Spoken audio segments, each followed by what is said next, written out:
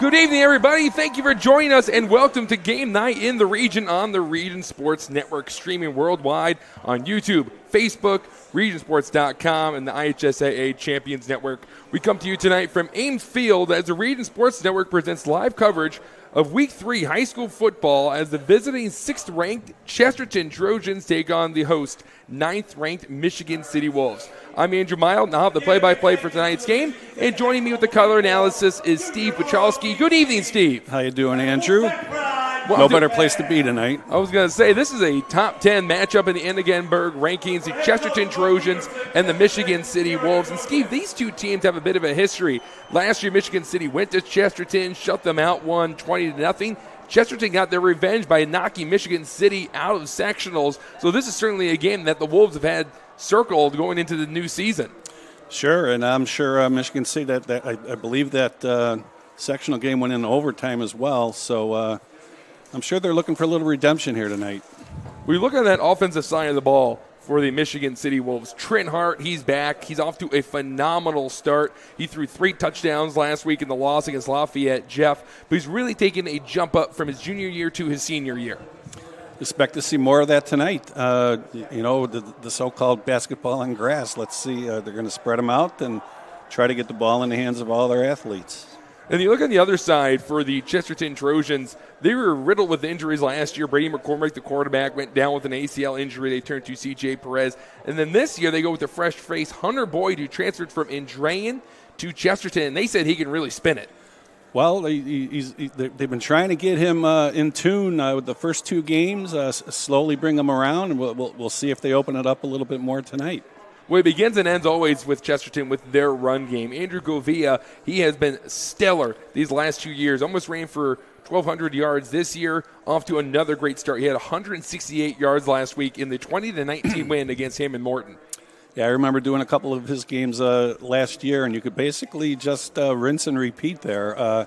Give the ball to Andrew and watch him go. Well, you were a defensive coordinator in your time. What makes him so special? What makes him so hard to bring down for opposing teams? Well, part of it is his natural ability, but the other big part of it is having a line in front of him that does a great job, opening up holes for him. And a lot of times he's not being touched until he's at the second level. So that makes it a little bit easy for him to get ahead of steam going, and then he's hard to bring down. Trent Hart walking out there, the quarterback with Zay Gibson, a couple of the captains for Michigan City, and there's a laundry list of Chesterton players going out there for the opening coin toss. Michigan City and Chesterton both come in at 1-1. The first DAC game, too. So first conference game, Steve. The first one, always the biggest one. Yeah, you've got 2 games under your belt, so hopefully all the cobwebs have been shaken off, and we'll see some good high school football tonight. In Michigan City, getting ready for what Chesterton's about to call, and see who starts off with the ball first. We'll start on defense. It's always interesting to see who wins the flip, if they're going to defer or take the ball right away. We'll talk about the other side, too, for Chesterton. They lost 8 starters last year, only 3 starters coming back. They're led by Logan Chestovich, who is the son of the defensive coordinator Terry Chestovich. But he went from quarterback to safety just because of his IQ on that side of the ball and his ability to make plays. Sure, and I think you saw some of those growing pains in their first game against Hobart. Now, Hobart's a tough team, but I don't know if they're 17 points better than Chesterton. That's true. So it's a process here when you're bringing in youngsters, when you're bringing in fresh blood here. Michigan City won the toss. They defer to the second half. So Chesterton, with their young quarterback, Hunter Boyd, a sophomore, with some really explosive players. Talk about Andrew Govia, their running back, but also they have Luis Raffin, who's been a really good wide receiver. So we're getting ready for the opening kickoff. Before we do, the Friday night forecast is brought to you by our friends at Economy Electric Heating and Cooling.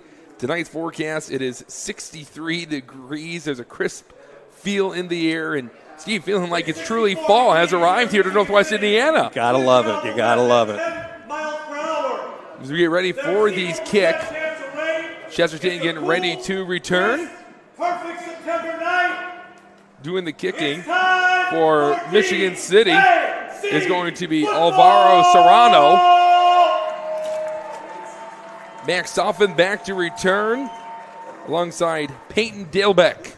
They line up on the 40-yard line.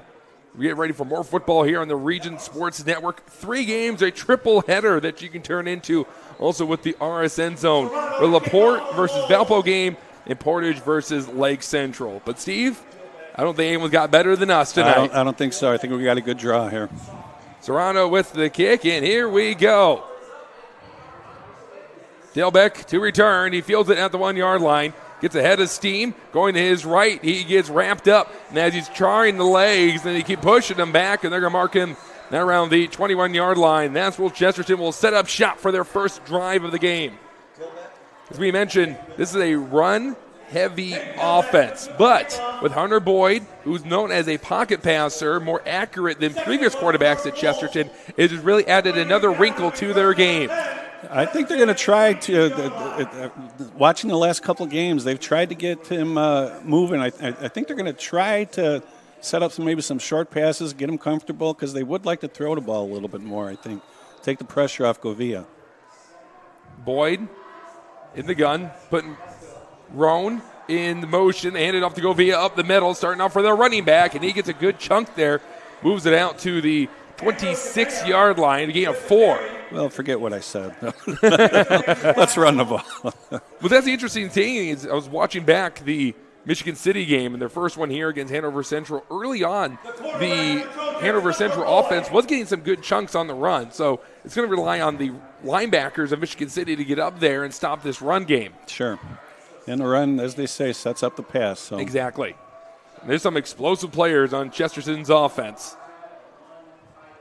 Boyd gets the snap, handoff, Govia trying to go to the outside, get pursued. Here comes a nice hit laid out by Damone Thomas.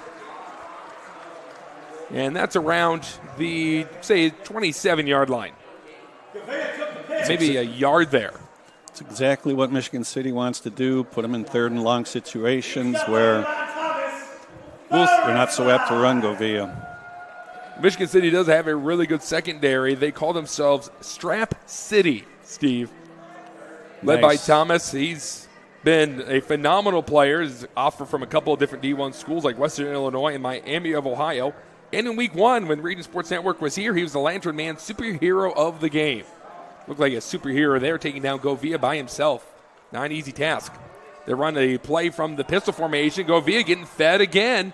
And he's not going to have enough just across the 30-yard line. It's going to be 4th and very short. Now, the early question is, Steve, does Chesterton go for it here? I don't see the punt team coming out. So that is Four Seasons Mechanical downed territory. Well, here we go. Right off the bat, we're Four Seasons Mechanical in Maryville. Visit them on the web at fourseasonsmechanical.com. Yeah, Chesterton rolling the dice early. They're on the 31. They need just a yard. 4th and 1. You got to love it. Stacking up that right side. Govia gets the handoff. Does he have enough? Going to depend on the mark here. Looks like they may have marked him short. He's awfully close. It's going to be close. Maybe the nose. I'm not sure. They need to get to the 32. Looks like it might be just short of that hash mark. I think it's going to be, like you said, a nose short.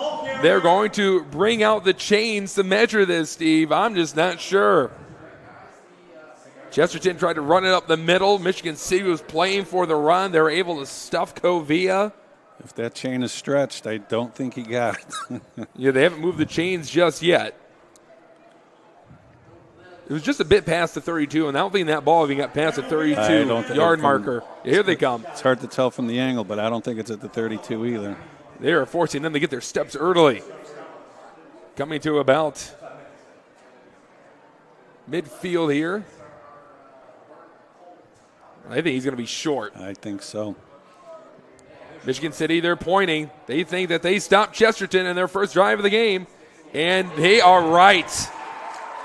That was awfully close, but early test, Steve, for Michigan City's defense. They passed with flying colors. Passed with flying colors, and now, given their offense, the ball in fantastic field position. Well, you said it in the pregame show. Michigan City loves to spread out the opposing defense, get rid of the ball fast, and they're led by Trin Hart. Last week went 21 for 29, 233 yards, 3 touchdowns, one short of his career high when he had 4 against LaPorte last year. But the most important part, though, he completed passes 7 different targets in last week's loss. Well, you've got an empty backfield, so I imagine we'll be going to the air. Yeah, 2 receivers to the left and 2 to the right. And Zaire McKinney is being lined up as a tight end. That's interesting.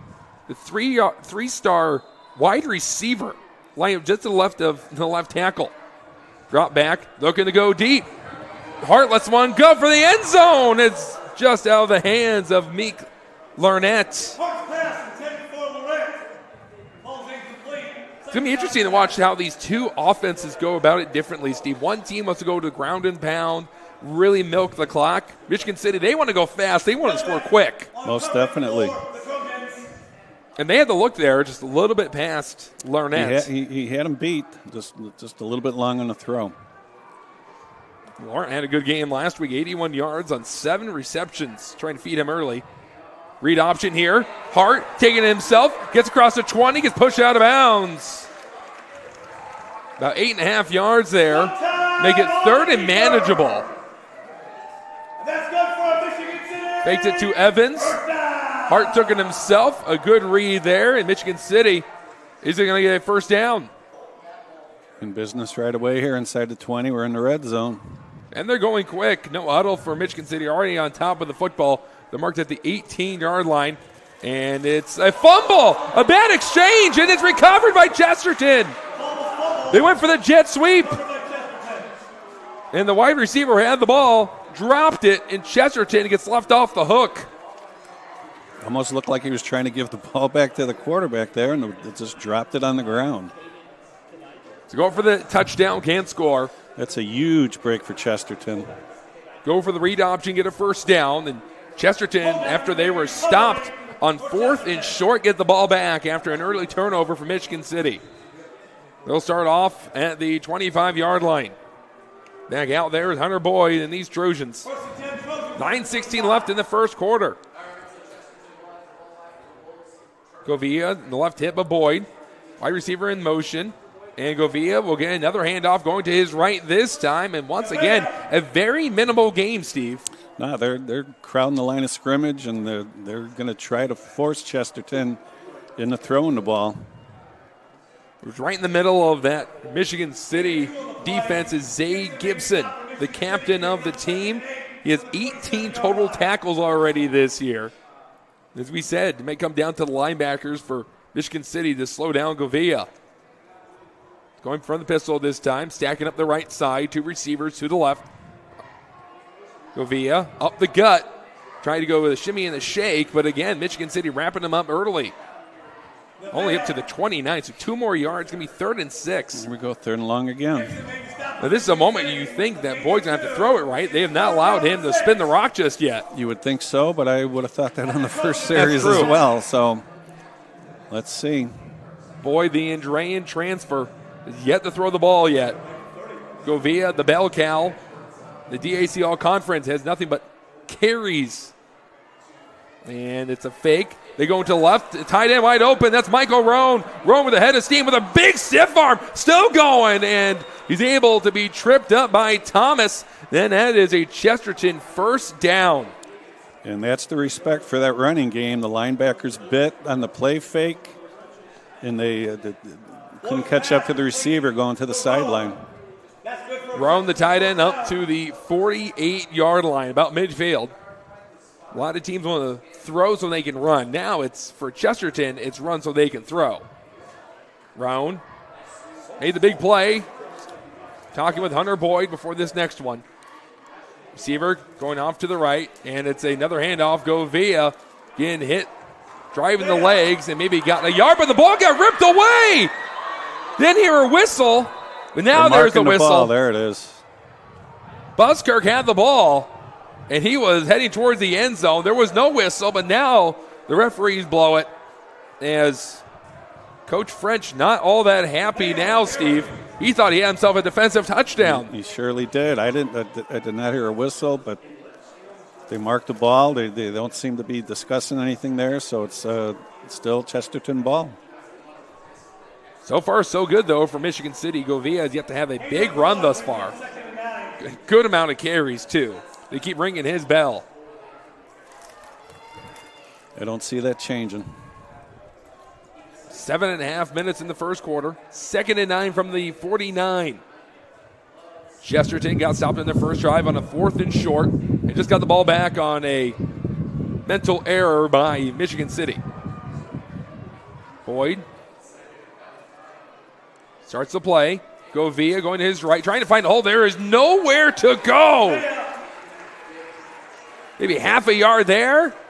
They're just stepping up and filling the gaps. And it's one cut and hit. There's nowhere for him to go. And that is a star running back. But he's going to be asking for his line to create some separation for him to get through. And that's what it is. He's got no hole, no creases to go through. Now let's see if those linebackers bite up on a play fake if we're going to throw the ball here. And Michigan State dropping back to Quan Fields for a more 3-5 look here. High snap. It's a jet touch pass. And going down is the wide receiver, Luis Raffin, as he went to cut up field, fell over, and he's right back to the line of scrimmage. 4th down. And this will be a time where Chesterton does punt. He looked like he had a lane there. Unfortunately, yes. His feet went out from under him. Laid down the turf monster. Came up and bit him. I remember those days.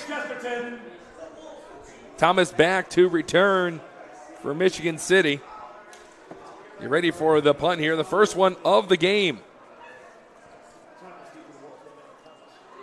I almost got blocked. Michigan City got back there pretty quickly. The ball will roll out around the 35-yard line. Kick there. Wasn't a long one, but Michigan City got back there quickly, and there is a flag. Not by the punter. Over by the 35-yard line. The ball went out at the 25. And the referee's having a discussion here. Looks like an area of holding, you would say? I would think so. I don't know what else he could be in that area there. So Michigan City coming back out offensively. After a miscue like that where you had Chesterton on the ropes, you go for an exchange, and it's a ball on the ground. And for Michigan City, you look at the first 2 games, they've only had 1 turnover. They start off today's game with a turnover. Well, you just have to go back and do what you know, forget the turnover, and get yourself a long drive here. And this is a really long conversation. I'm a bit surprised we haven't heard the call yet. It looks like we're about to get it. Oh, did I just see targeting?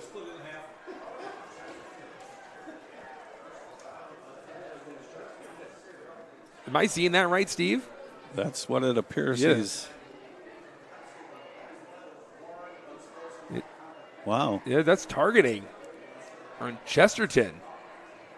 I wonder how that happens in the middle of the field. That's like what that. sort of curious about. That's a 15-yard penalty for Michigan City. They're going to start around the 40-yard line. Sometimes what happens on plays like that is somebody gets knocked down and somebody decides to kind of lay on top of them, and maybe he just came down head first. 3 receivers are to the right, the far side of the field. Hart dropping back. He's looking downfield. He double pumps, and he throws it right into the arms of a Chesterton defender. An interception. Back-to-back turnovers. That was into the waiting arms of Lucas Anderson. That's one of those deals where you might need to blame the receiver on that interception there. Yeah, Hart trying to feed it into a tight window. Tried to get to Dondre Collier, but instead back-to-back drives, ending on a turnover, a fumble, now an interception. Collier stopped his route, and I think he expected him to keep going across the field and threw the ball in front of him. Well, so far, so good for Chesterton's defense. They'll gladly take those turnovers. And Chesterton's offense back on the field, starting and what their last drive just ended at the 50. Boyd. Guess He who? just Govia. Govia with a cut. He's trying to get somewhere. He got 5 yards there. But almost more as that Michigan City defender held on for his dear life. That's a good way of putting it, because Yes. if he doesn't make that tackle, he's gone. Really the first time today we've seen Chesterton's O-line open up a lane for Govia. Yep. Could be coming down to Michigan City's defense just getting exhausted. A couple of drives going out quickly for Michigan City's offense, and they're back out there trying to tackle Govia. Govia gets the ball again. Govia first down, trying to get more. He turns upfield, and it's a Chesterton first down. That's the thing about Govia. He doesn't need much of a crease. You give him a little crease, he's going to get through it, get into that secondary. Then he's really tough to bring down. Coach Peterson, his 13th year, gave Govia a lot of credit. Says it's his core strength, his balance and vision makes him a phenomenal running back. And he's trying to get recruited somewhere. Worked out with Western Illinois earlier this summer. First down for the Michigan City 37. See if they go back to Govia here. Boyd will give it back to Govia. Govia looking to cut, and he gets stood up at the line. Gain of about 1. That was really the story, the first couple of drives by Michigan City's defense. But again, it's just coming down to they're exhausted right now. Well, they've been on the field a lot. The time of possession, a lot to a little with the two quick turnovers. This is what Chesterton likes to do to you. Wear you down. And Keep your defense on the field, keep their offense off the field. And at some point, you got to think they have a big play in their back pocket, go for a play action and see if they can get one of their explosive playmakers open. Raffin, one of those guys going in motion, and there's the whistle. Play being blown dead. We're going to get a false start. Flag on the play. False start, Chesterton. A lot of early mistakes here, Steve. Is it coming down to being the first conference game? There's a butterflies in the stomachs right now? It could be. You'd think by that third game those types of things would be gone, but here we are. Turnovers, penalties when the ball's not in play, and we just saw Chesterton get called for a 15-yard penalty. Put them up to 20 penalty yards in the first quarter. No score thus far. About 3.5 minutes left in the first quarter. Chesterton getting pushed back to the Michigan City 41 after the false start. 3 receivers to the left. Boyd hands it to Govia. Govia has the lane, going right up the gut, and he gets it up to the 32. They get third and manageable instead of third in a country mile. Bring up third down and 5. Gets them to the 32. So it's 3rd and 5 now for Chesterton. And we've only seen one pass. I was going to say, third and over 5 for anybody else but Chesterton would normally be a passing down. If they've ran 10 plays, 9 of them have been running plays and 1 pass play. 3 receivers to the left for Hunter Boyd. Boyd fakes it, going to his tight end, Roan, and Roan is across the chains. They'll keep on going for a first down. That's good for Chesterton. I think that was a generous spot there, but first down. That first down is brought to you by Four Seasons Mechanical in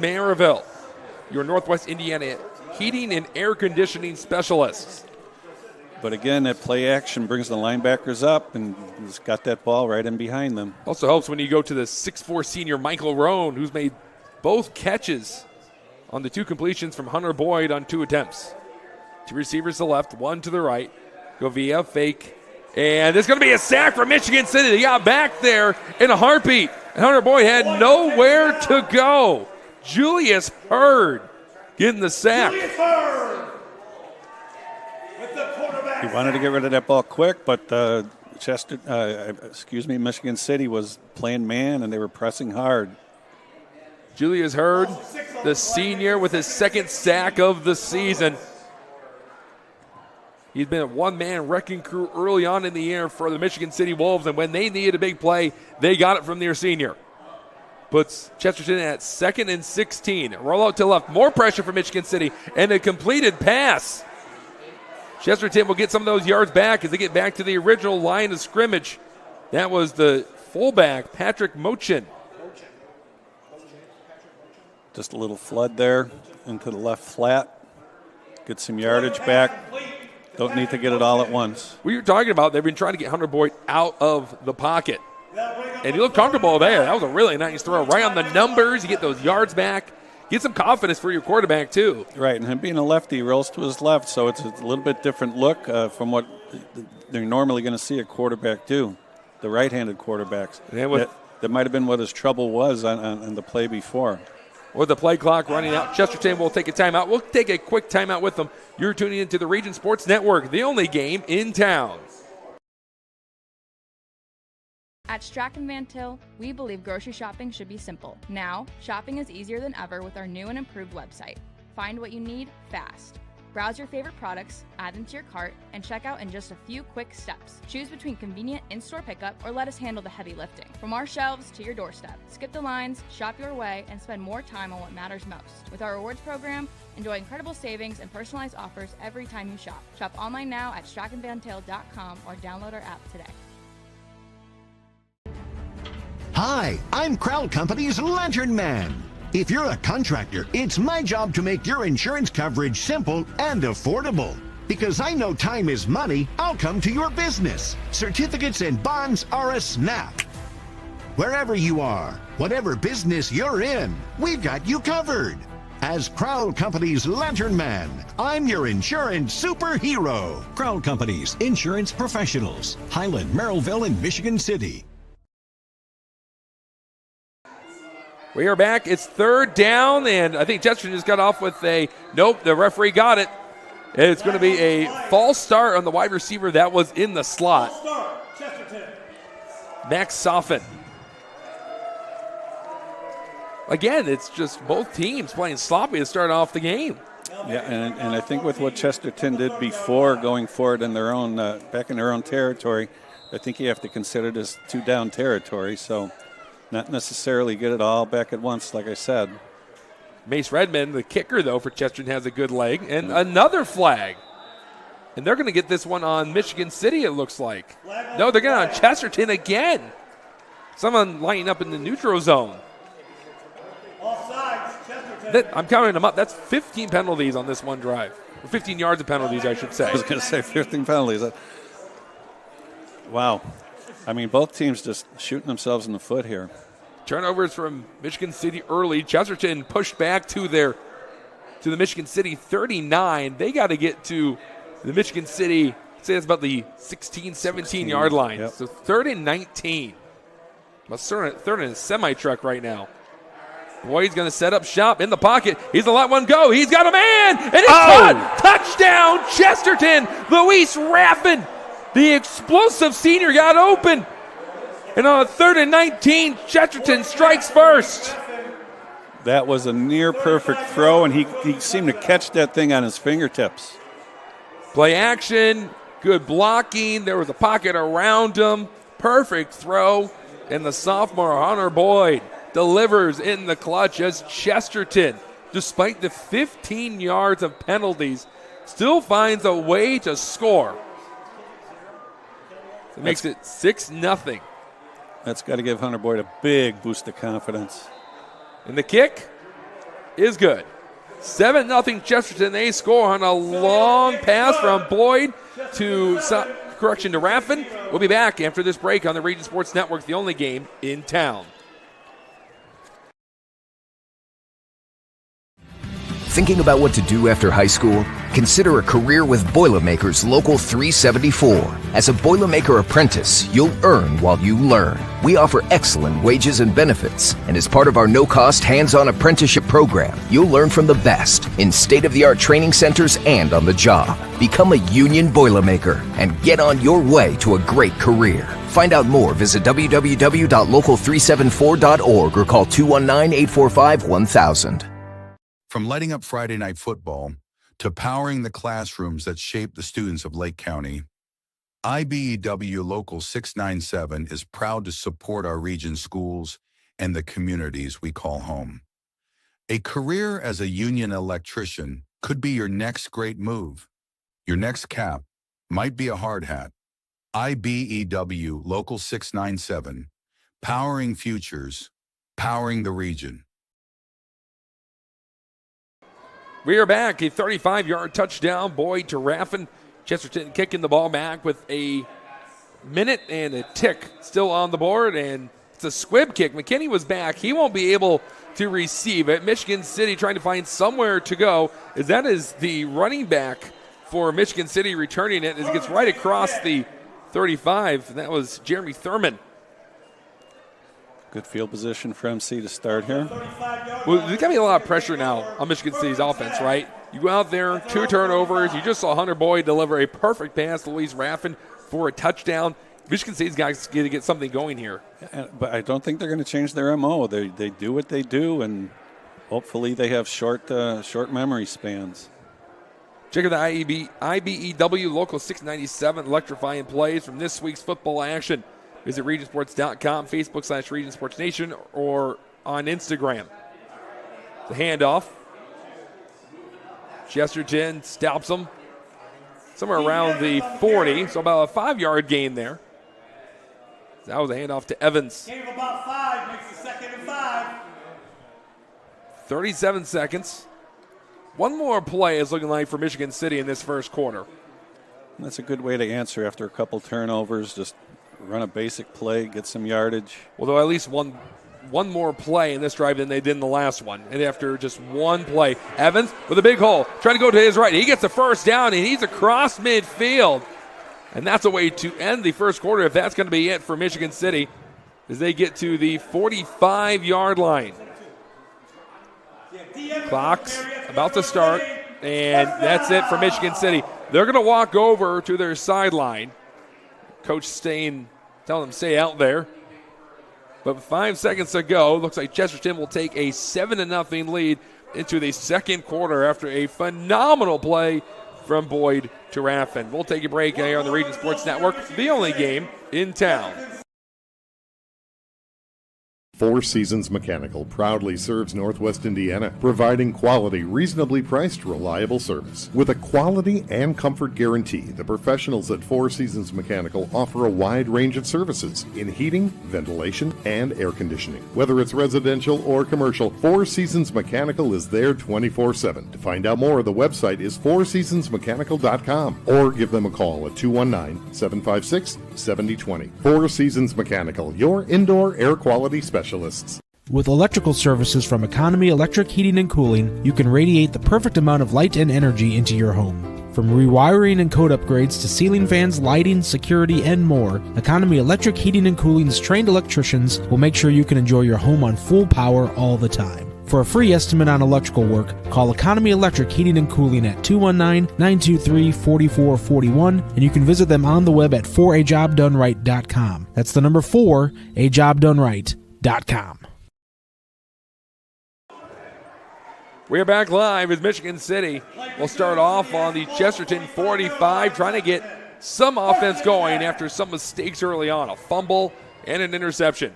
Trent Hart, an empty set, hands it off to the receiver. That was in motion. It's Evans again. He's had some phenomenal carries from the backfield.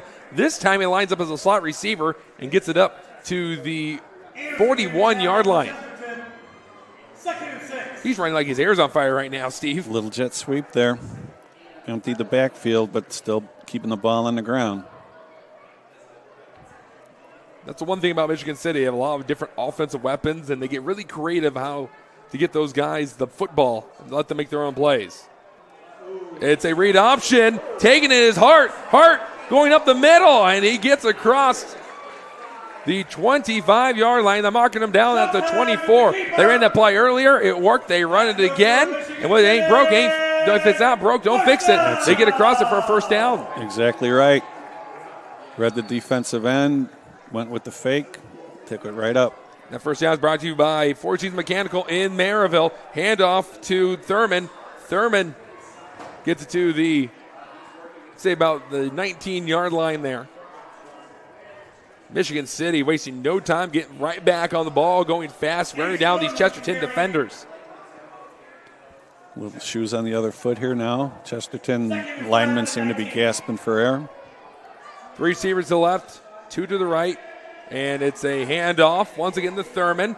Thurman tackle down at the 15, making it 3rd and short for Michigan City.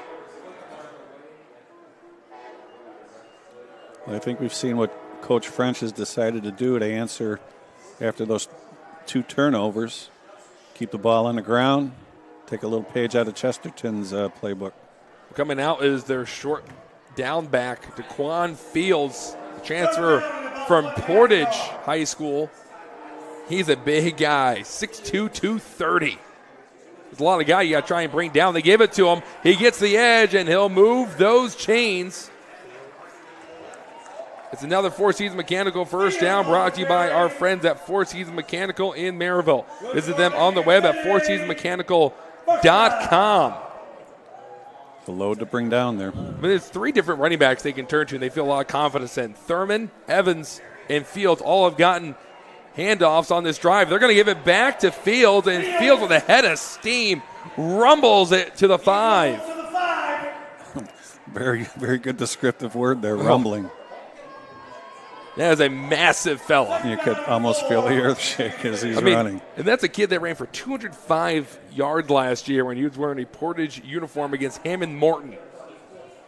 So a massive pickup for Michigan City. That's a 3-headed monster they have in the backfield. You can't key on anybody. Evans is more of a speed guy, but this is going to be Hart with the quarterback take to his left, and he gets pushed out of bounds. Say it's about 2 yards there, make it 3rd and short again. Just basically a power sweep there. Direct snap quarterback, just followed his blockers around the end. Chesterton with their very young defense have their backs up against the wall here. Michigan City to the 3-yard line. A lot of hands on hips out there for Chesterton.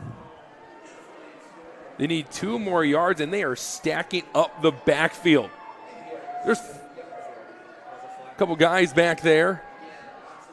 Evans to the left. They're going to give it to Fields. Fields gets undercut. Did he get it to the marker? Awfully close. I guess I'd have to say he's short.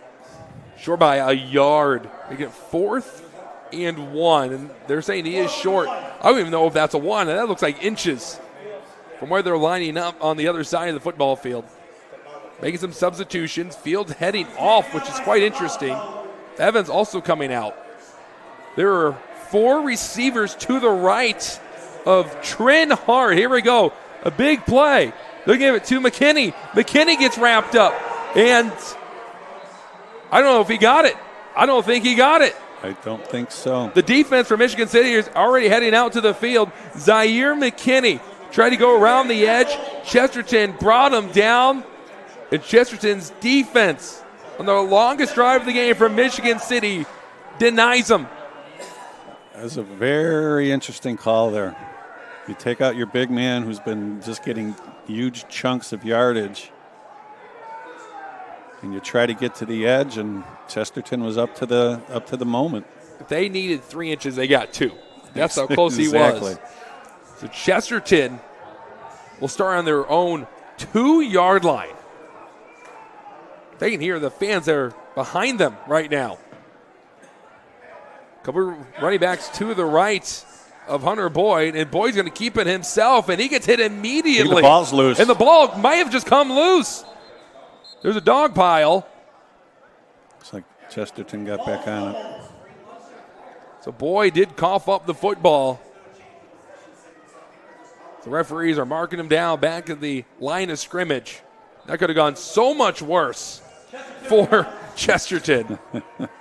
Giving Michigan City the ball right back, right on the goal line. The ball is on the 2. Looks like maybe Anthony Gibson was all pumped up as he came out of the dog pile before celebrating. That's the danger there. You have a quarterback who, yeah, he's used to handling the ball, but not as a runner. Usually it's Declan Mayer, their backup, more of a runner. Hunter Boyd, the opposite. They view him more as a pocket passer, has good presence, good accuracy with the ball. We saw that earlier on the 35-yard touchdown. Govia getting the ball, and he gets hit. Michigan City playing for the run there. Govia is still got about 3 yards there, making it 3rd and 7 for Chesterton. And here's the thing, they're so deep inside of their own far of the field. If they have to punt, that's going to give Michigan City really good field position. Really good field position. This is one of the bigger third downs we've seen in this game as Michigan City needs their defense to step up, get a stop, and force a punt. Let's see if that last touchdown pass gave Coach Peterson any confidence in Hunter for throwing the ball here. Raffin, who caught that touchdown pass in motion. Govia going to his right, trying to find a hole. And there's a pack of wolves to make the tackle. And this is going to force Chesterton to punt. Punting coming right out. DeMario and Evans around on that play. Here comes the punt team. Remember in that last punt, they came close to, Michigan City came close true. to blocking it. Now you're punting out of your own end zone. Redmond out there to punt it. Thomas dropping back as he's standing around the 40-yard line. They're going to kick it from their own end zone. And a lot of miscommunication looking on the Michigan City sidelines as Coach French doesn't look very happy. Had to burn a timeout there before the punt. We will take a 30-second break here on the Region Sports Network, the only game in town. Earn while you learn from the best hands in the business. The Bricklayers Allied Craftworkers for Indiana, Kentucky Apprenticeship. That's right, this is a paid apprenticeship. I'm getting an education while learning a trade and getting paid for it. The thing that surprised me the most about this apprenticeship program is the respect I have received after the proper time and training. Classes start soon, so apply now. There are training centers throughout Indiana and Kentucky. We are the Bricklayers and Allied Craftworkers for Indiana, Kentucky Apprenticeship. The best hands in the business. Calling all current and future homeowners in the Northwest Indiana area. Whether you're buying or selling, Brent Wright is here to make your real estate journey smooth and successful. With years of experience, personalized service, and a deep knowledge. We are back. Major Mile with Steve Pachalski. We have seen a defensive slugfest between Chesterton and Michigan City, both opening up in the Dual Athletic Conference play. High snap. Redmond taking his time, finally booting it away. Spiraling punt, and it's off the helmet of the Chesterton defender, and they're going to throw all sorts of flags over there. A lot of dirty laundry piling up around the 40-yard line. And we talked about how there's been a defensive slugfest. We've talked about the mistakes, and that is another one. It's Chesterton's going to have another penalty enforced on them. They were already around 30. And that's going to give Michigan City even better field position than what it originally would have been if they would have let them with the fair catch. But you got fair catch interference there. And after being denied at the goal line, this Michigan City offense is going to go out there and they're going to put everything they have on the field right now. They've had 2 turnovers, denied at the 2, couldn't get the couple of inches. I mean, that's a determined group out there, and they're about to get 15 yards. I think it's early in the game. I mean, it's still in the first half of the game here, but you almost think that Michigan City needs to put some points up on the board here. And you were talking about it off air. If this comes down to defense winning the game, you like Chesterton. Definitely. A low-scoring game favors Chesterton. Well, that's the one thing that this Michigan City offense talked about. They want to go fast, and they're a balanced group. They have a good pass game. They have a good run game. Running the ball got them down the field. Haven't really seen them have a whole lot of success through the air just yet. Yeah. It's Hart tried to go for a touchdown. It was incomplete, and then he threw an interception. It's a handoff to Thurman. Thurman just gets past the original line of scrimmage, about a yard there. Not even a yard, maybe. It's going to be 2nd and 9. Thurman, a good story himself, had no carries before his senior year. And to start off the year, he has 15 carries for 111 yards. It's the thing about high school players. You never know when somebody's going to mature, let's say, and from one year to the next, sometimes you get a whole different person. A couple of substitutions here for Michigan City. As the Wolves are waiting for their senior quarterback, Trent Hart, to get going. He has not completed a pass yet.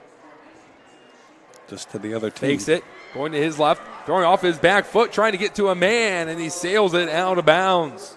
Nowhere to go. But if you're going to throw it to anyone, might as well throw it to Zaire McKinney. Chesterton got pressure right away, and it's one of the problems with rolling to your left when you're a right-handed quarterback. We talked about it before with Hunter rolling to his left as a left-handed quarterback. Couldn't get around in time and couldn't do anything except throw that ball out of bounds. McKinney, 9 receptions for 131 yards last week in the loss against Lafayette Jeff. And he's yet to make a reception thus far. 3rd and 9 from the Chesterton 23. Hart getting the ball. They're going to let this one go. Hart over the middle of the field. He overthrows his intended target, McKinney. Broken up by Isaiah Prater, and it's 4th down. And with this starting field position, you don't want to go 3 and out, and it looks like they're going to roll the dice here and see if this gamble pays off. I think you have to. I mean, not sure what kind of foot their field goal kicker has. Would be a pretty long one, so you're not going to punt from here. Which means this is 4 down territory here. And that's sponsored by Four Seasons Mechanical. Hart throwing it to his right. It's a swing pass. Thurman gets past the defenders and gets a first down himself. The first completed pass. Jeremy Thurman breaks 2 tackles, gets those chains going, and Michigan City keeps their drive alive. That was a completed pass, yes, but there wasn't like an extended run, and it was all Thurman. They had him at the line of scrimmage. Might as well go back to Thurman. Thurman gets some yards, surging ahead. And we're going to see Evans come in now for Thurman. Nice part about having 3 good running backs like that, Steve, is you have fresh legs out there all the time. Fresh, exactly. Run them out there, keep them fresh. So Thurman out, Evans in. Evans has already had some really nice plays from the backfield. And they're going to see if he can do it again. Evans cutting to his left, going back to his right. And a good push by the Michigan City line gets them close to the first down marker. They need to get to the 1 yard line for a first down. 3rd and inches, and this looks very similar to the last drive, Steve. And they're bringing the big man in this time. I don't think they're going to take any chances. Daquan the Fridge Fields coming out to get the ball.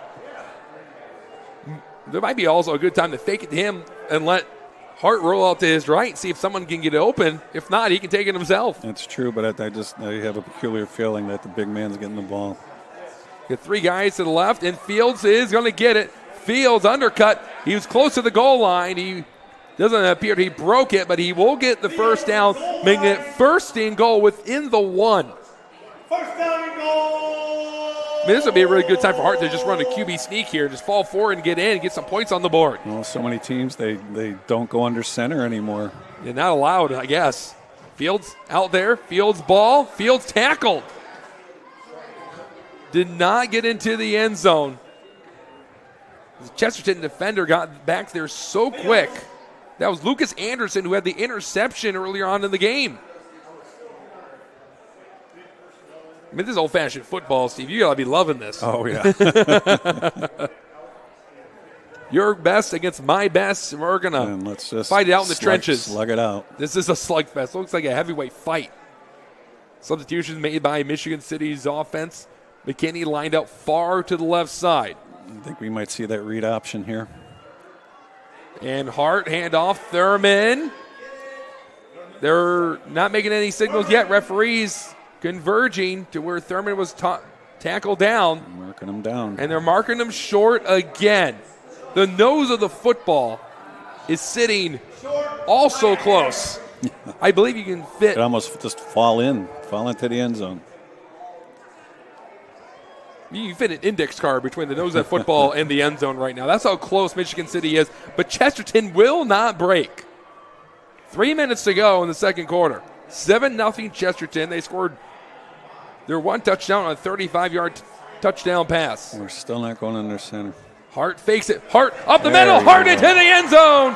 Touchdown, Wolves. You can hear those fans howl.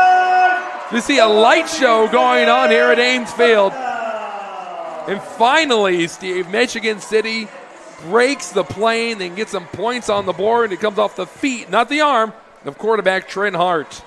Touchdowns have a way of making you forget all the turmoil you had to go through to get there. Alvaro Serrano out there to try to tie this game at 7 apiece. Both teams have 2 timeouts. I think Chesterton's over. And they more lined flags. up off sides. Yeah, they believe almost all 3 of these guys rushing from the outside, I believe, were lined up in the MC backfield almost. Yeah, these referees have had a lot of dirty laundry being thrown on the field, a lot of conversations. So many mistakes by both sides. Well, that was an easy call if I could see it from up here. Well, they're going to call on Chesterton, Steve. Yes, that's what I mean. Okay. These 3 the guys on the outside here coming into the rush, I think all 3 of them were lined up off sides. I think he's going to do it again here. So in other words, the referee said, neutral zone infraction on everyone on that left side. Take your pick. We'll do it again. So Michigan City now will get an opportunity to kick this extra point. Trent Hart gets the 1-yard touchdown. Then Hart holding down the football. Serrano's kick is up, and it's through the uprights. We are tied, and we are going to take a break here on the Region Sports Network, the only game in town. The Athletic Performance Factory is Northwest Indiana's premier athletic training center. The 40,000 square foot state-of-the-art facility features batting cages, a sand training room, a new outdoor turf infield, and so much more. Check out the facility for one of their daily classes at 3150 45th Street in Highland. Interested in signing up for team workouts or individual lessons? Check out their website at trainapf.com or contact them at 219-750-1087. Athletic Performance Factory, where athletes are made. Flip the switch, a light turns on. Press the button, machines and instruments come to life. Touch the screen, communicate with the world. Simple tasks, guaranteed results, every second of every day. That's the power of power. And that's the power brought to you by the NECA contractors and electrical workers of Local 531.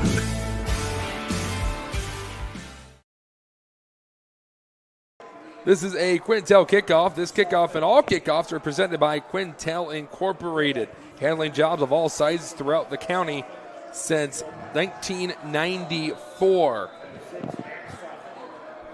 Serrano looking to boot the ball away. And it's a squib kick, big hop to the man in the middle of the field of the Chesterton Trojans, who has a nice return getting brought down at the 39-yard line. Don't see that all the time. Very good field position. Both of these teams trying squib kicks, but getting a big hop, I'm making it easy for a return. That was Bradley Robinson who made the return for Chesterton. And after a good return like that, you have 2 timeouts, 2:47 to go. This is going to allow Chesterton to be aggressive offensively and trying to see if they can take the lead in the halftime. Michigan City won the toss and deferred it to the second half, so something in the back of their minds right now. Govia finally got some rest, gets a handoff. He's going the wrong direction as Michigan City makes a tackle in the backfield. It's Damone Thomas. He was taken down by a loss. Did you see it? The Michigan City defender pushed his own guy into Govia. I got to see that replay again. You have that? That was one of the funnier things I have ever seen. But it works. Just how you drew it up in practice, right? I don't know if that was on the drawing board. Roan was in motion, but Chesterton jumped off sides. Another dead ball penalty. I know that Mark Peterson, who's in his 13th season as head coach of Chesterton, He's pulling his hair out right now. Well, Mark lost most of his hair a while ago, so I don't know how much. and I can say that because I've coached with Mark, and he's a friend of mine, so I can get away with saying things like that. But again, shooting themselves in the foot. Here you go. You had good field position, but now you're backed up. And you're under 2 minutes. Now from the 32-yard line, Chesterton, if they want to score, they have to go a pretty long way. Play action, throw over the middle. Roan, once again, making a reception. He's going to take a pack of wolves to bring him down. They finally do. He gets to the 37, about a 5-yard gain, making it 3rd and 12. I think you got Michigan City calling a timeout here. Michigan City burning the timeout, and that's exactly right. It's still a minute 43. And as we've seen, Steve, if Michigan City can block the punt, because they've gotten awfully close, they could go into halftime with the lead and getting the ball back once we come back from the halftime break. They were close both times. They got to say, Michigan City made some mistakes themselves, obviously, with the 2 turnovers. But Chesterton, they're also playing just as sloppy as Michigan City early on. They've racked up too many penalties to even count at this point. And a lot of them without the ball even being snapped. Right. Well, you would think with the way this game has been going that if Chesterton just wouldn't be shooting themselves in the foot, they might have better control of this game. You see that last pass that Hunter Boyd threw? Do that on first down sometimes.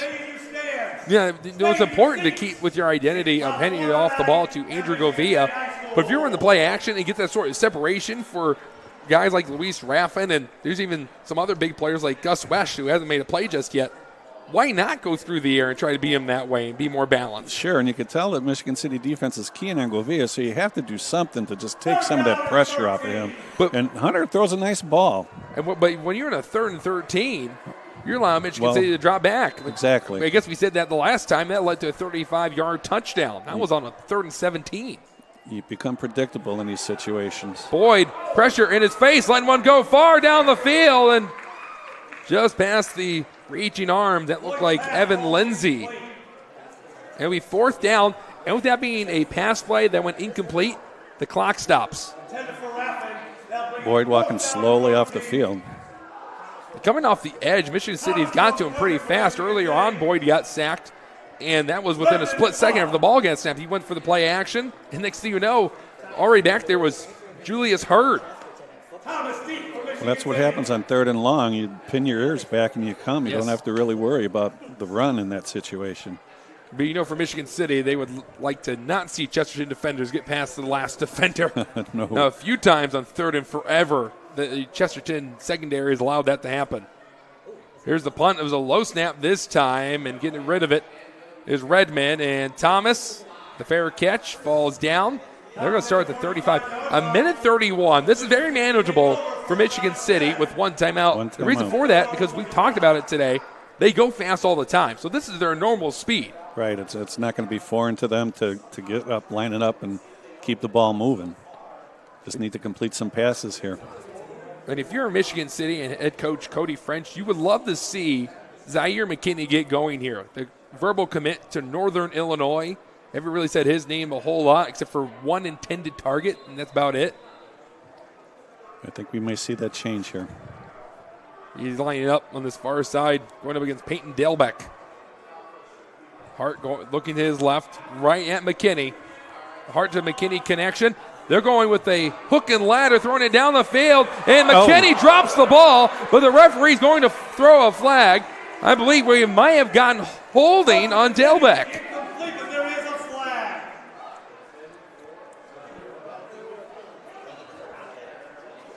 It's a good throw. Little back shoulder action there. McKinney came back, had his hands on the ball, couldn't hang on to it.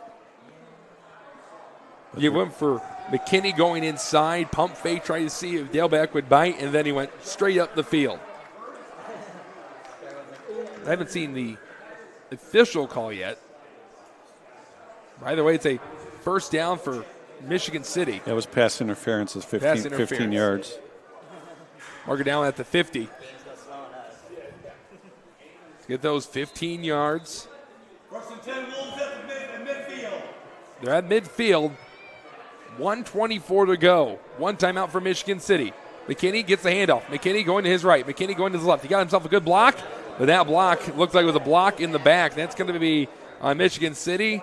That's going to be a 10-yard penalty. They're going to be backed up to the 40. Those mistakes again. They'll kill you. So we got pass interference, and now we got a block in the back. All the penalties being racked up here in the first half. Holding Michigan City. And for French and Peterson, the two head coaches, that's something they're going to address in the halftime locker rooms, and they are not going to be happy about it. I'm sure it's going to be very loudly addressed. A lot of times it's the position coach that is going to get on these guys for that. It's a 7-7 game. 1st and 20 for Michigan City. 3 receivers to the left of Trin Hart, who's had a rough first half, but he could close it out with making some completions here, get some confidence up, and maybe some points. Hart going to let one go. Going to his right. He's going to take it himself. He has all the space to run. He gets past the original line of scrimmage and then some as he runs out of bounds, but there is another flag. And I think we're coming back. Maybe a hook and a hold here. Yep. Most definitely. Wow. We thought the 15 yards of penalties on Chesterton was bad on their one drive. That's back-to-back 10-yard penalties. Maybe we should start thinking of finding a laundromat or something to sponsor penalties. They'd get their name mentioned a lot tonight. Yeah, I agree. They'll be getting their money's worth. They'll make it 1st and 30. The penalty is sponsored by Steve's Laundromat. There you go, Steve. Drop your laundry off. 1st and 30. Yeah, it's a movement there. There's another 5 yards. Another flag. By the time the referees are putting them in their pocket, they have to take them right back out. 1st and 35. That's not a typo. If you're tuning in on the Region Sports Network and looking at the lower third graphic on the far right, no, it is definitely 1st and 35. The thing about it is it shouldn't really spook Michigan City. They have the ability to make a big chunk of this up. McKinney on a screen. The blockers ahead of him. He's rumbling and gets brought down. Looked like he tripped over himself. A nice hit there. And that clock's still ticking. 47 seconds. Michigan City back on the ball. 2 receivers to the right, 2 to the left. Hart with another screen pass. It's completed once again, and nowhere really to run this time for Michigan City. 34 seconds. It's 3rd down and still very long for Michigan City. They're now at the 40-yard line. 30-20. And Michigan City slowing down here. Chesterton not burning any of their timeouts. It looks like Michigan City might just chalk up this first half. No, they're going to get one more play off. One more play. Why not? Hail Mary here. Hart with a release, and he completes the pass downfield, and getting out of bounds is Meek Laurent. Heavily targeted receiver last week against Lafayette. Jeff. And importantly, he got out of bounds there to stop the clock, and now you can throw the ball into the end zone. The fact that they got, about 20-something yards on that one play, and it's 4th down and 1. Right. That tells you how many mistakes have happened for Michigan City on this drive. 3 seconds to go. Wolves taking their final timeout. Steve, this has certainly been a sloppy game, but Michigan City could close it out with some points, get some confidence going into halftime, and who knows? It's anyone ball game right now. Yeah, well, you put some points up here, and like I said, that has a way of making you forget about all those mistakes you had. And that had to be a huge confidence booster for Trin Hart. We talked about the struggles early on. He had a bad exchange on a handoff. That was a fumble recovered, interception. But that was a beautiful ball right into the numbers of Laurent, and he gets out of bounds. Trin Hart definitely needed to throw like that, and he could take it to the halftime locker room. Right. All the balls that he's thrown in this series have been on target, even the one there that resulted in the pass interference. Really impressed with this kid last year. I remember watching him go up against Valparaiso. He made some good plays, made some mistakes, but he was a junior. It was his first full year of starting. And the clock won't start just yet as Chesterton, now they're going to burn more of their timeouts. We'll take a 30-second break. You're watching the Region Sports Network, the only game in town. When it comes to your money, you deserve more than just numbers on a page. You deserve someone who sees the full picture. Meet Mark Machnick, one of Northwest Indiana's most trusted accounting professionals. Whether you're running a business, planning for retirement, or just trying to make sense of tax season, Mark Machnick, located in Highland, makes it simple, personal, and believe it or not, painless. Contact Mark and his team today at 219-595-5290. Mark Machnick, CPA. Blythe's Team Sports in Valparaiso is a leader in athletics apparel and equipment sales. With in-house production including screen printing, trophies, embroidery, and more, Blythe's can help you to create the perfect look. For more information, visit them online at teamblythes.com. Blythe's Team Sports in Valparaiso. We're back on the Region Sports Network. Andrew Mild, Steve Bachelski, Hart with a throw to McKinney. McKinney is getting brought down, and the clock hits zeros. An interesting final play to run, but Michigan City will head into the halftime locker room tied with the Chesterton Trojans. We saw exciting plays. We saw some bad plays, but we saw a lot of penalties. We will step aside, and then we'll come back as we have Commissioner's Corner with the IHSAA Commissioner, Paul Neidig. It's time for the Commissioner's Corner, an exclusive weekly conversation about Indiana high school sports with the Commissioner of the IHSAA, Paul Neidig. Now for an up-to-the-minute report about what's happening in the constantly changing world of high school sports, here's Coach Bob Lovell with Commissioner Paul Neidig. Welcome back, everyone, to our weekly conversation with the Commissioner of the IHSAA, Paul Neidig. And Commissioner, hope you and your family had a great weekend this past weekend over Labor Day.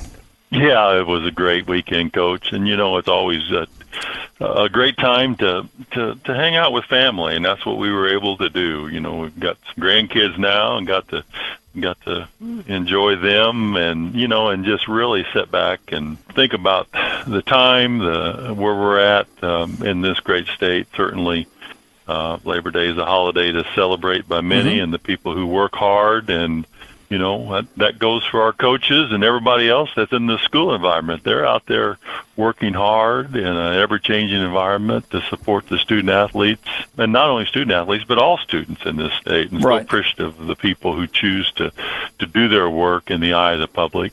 Sometimes it comes with unfair criticisms towards what they do. But my experience as educators always have a pure heart when it comes to wanting to help kids, and so certainly want to thank all of our folks who work with our student athletes.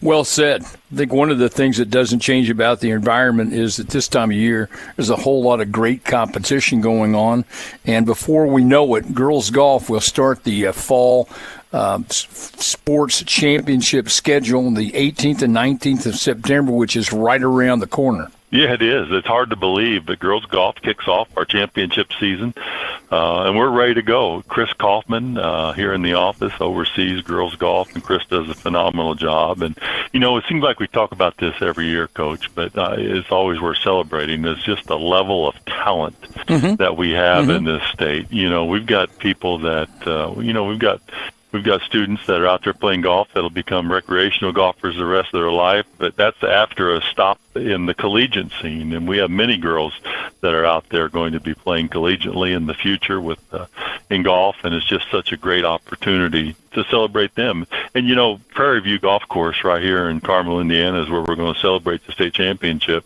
And, again, phenomenal course, phenomenal people to work with, and it's just they embody who we get to work with on an annual basis that helps us celebrate these student athletes in an appropriate way. Well, we're at week 3 in the high school football season as we anticipate that girls golf championship, and we've had tremendous weather. I'm sure that you should be credited with that. You know, if we're going to blame you for things that go wrong, we might as well give you credit for having the weather being good. So thank you for all that. I hope you have another great weekend coming up, because parity in football, I think, kind of mirrors parity around the state in most of our sports. This is just starting off to be a tremendous athletic year. Yeah, it does, Coach, and we, certainly appreciate the kudos on the weather. But as I've said before, I put a call into Mother Nature on Friday nights, and she, to this day, she still hadn't picked up my phone call. So, but anyway, it's great. But we've been fortunate that the heat left us to the oppressive humidity, and so we've been able to operate in relative comfort as far as weather the last couple of weeks. And, this is shaping up to be one heck of a football year. I mean, we've got a lot of really talented teams, and anytime that we have parity where, it's a highly competitive event, every time teams meet on the old gridiron, it's good for the sport. And, we want to continue to make sure that we support. And one thing we always know is the time-honored tradition of playing for your community is still important. And, we want to make sure that we always protect that opportunity to grow up in a community and represent your town or your school. And it's really a few short years, 4 years at the most. He's the commissioner of the IHSAA, Paul Neidig. This is our weekly conversations about all things pertaining to the IHSAA. Commissioner, as always, thank you so much for your time. Have a fantastic weekend. Thanks, Coach, and you have a great week. And tune in to Coach's show on Friday and Saturday night because it's all things high school sports and more. Well, you're very kind. I appreciate the help. Thanks so much. Thanks for listening to The Commissioner's Corner with IHSAA Commissioner Paul Neidig and Coach Bob Lovell. And thank you for your continued support of the high schools in your community. Welcome back into the booth. Andrew Mile with Steve Bachowski, and we have a 7-7 score. It's currently halftime from Ames Field. And before we break down the first half and get you ready for the second half, visit regionsports.com, Facebook/Region Sports Nation, Instagram, and Region Sports Network YouTube for this week's Home Improvement Top 10, presented by Ennigenberg Exteriors. Ennigenberg Exteriors, you can find them on the web at ebergexteriors.com. As we look at some of the scores around the region here tonight, you can also check up on the Strachan Van Til scoreboard. Strachan Van Til, your favorite Indiana-made grocery store. The two games we're doing tonight outside of Michigan City and Chesterton, Lake Central and Portage, and then Valpo and LaPorte. LC 14-0 over Portage. Valpo, who is ranked number 7, is up 21-0 on LaPorte. Crown Point and Maryville, the big game that everyone was talking about, number 1 versus number 2. Crown Point leading 13-0 against the Pirates. Hobart taking it to Munster 28-0. And then right now, a little bit of an upset. Number 5, Griffith, getting beat up 20-7 by Lowell. That's really a big one. That is a surprise. So far, so good. And then the final score we have on here is Wheeler leading River Forest 21-0. I want to get back to this game, Steve, for Michigan City and Chesterton. Let me just ask you, how would you sum up that first half for anyone that just tuned in and you only had a few words to really tell them? Well, a few words. I think they just threw a penalty flag on the Michigan City band. That's how that's how this night has been. I believe you on that. It's been mistake filled. And it doesn't feel like it's the referees calling a tight game. I didn't get that feeling at all. It was more or less just constant mistakes by both sides. A lot of the things we were calling before we saw the flag come out. You were ready to throw a flag on that extra point after Michigan City scored the touchdown on the Trent Hart 1-yard run. Well, they did wind up throwing a flag on that, and they moved them up half the distance for the extra point. But again, it's the third game of the year, and you kind of hope that you put those types of mistakes in the past. As you said, I'm sure it's being addressed in the locker room at halftime, but it's a mindset. It's those types of things that you work on in practice. And I coached under Coach St. Germain at Andrean, and we would call offsides on sprints and everything just to get people used to the fact. You have to line up a certain way. You have to make sure you're behind the line. You have to, listen for the cadence, listen for the calls and that, and it becomes sort of a poise type of thing. Keeping under control and just paying attention to the moment, and those things have to be addressed, and we'll see if either team. I think the team that is able to clean that up is going to control the second half. Well, you and I went into this game. We both highlighted Andrew Govea, the running back for Chesterton. Chesterton's always been a ground and pound type team offensively, even after getting Hunter Boyd from Andrean. But for the most part, Michigan City's front seven were able to keep him awfully quiet tonight. No really big runs from the senior. No, and I'll be interested to see if they come out and maybe let Hunter throw the ball on first down, because they are heavily keying on Govea, and they've got 4 or 5 guys on him the minute he's getting a handoff. So you have to do something different. And the times that Hunter has thrown the ball, even under pressure, he's thrown a nice ball. So let's see if they have a little confidence in him and at least do something to loosen up that Michigan City defense. I mean, there's a couple of times now it was 3rd and long, and Hunter Boyd with play action. You saw the safeties bite in one-on-one man coverage, and Boyd hooked up with Raffin for a 35-yard touchdown. These scoring started today, and then almost had another big play, but just threw it past Evan Lindsay, who was, once again, wide open, and he had a few steps on his defender. Right. So I agree with you. If Hunter Boyd can get throws like that and get the confidence and coach saying, hey, I believe in you to win us games, Chesterton might be the team that runs away with it. But on the other side, though, for Michigan City, Trent Hart made some really nice throws here at the end. They got Zaire McKinney some touches. They're going to try and translate that into the second half. Sure, and again, both teams have started to move the ball, but I mean, you said it with that. What was it? First and how many yards? Was it 35? 35 I believe it was yards. 35. Yes. Yeah, that's hard to recover from.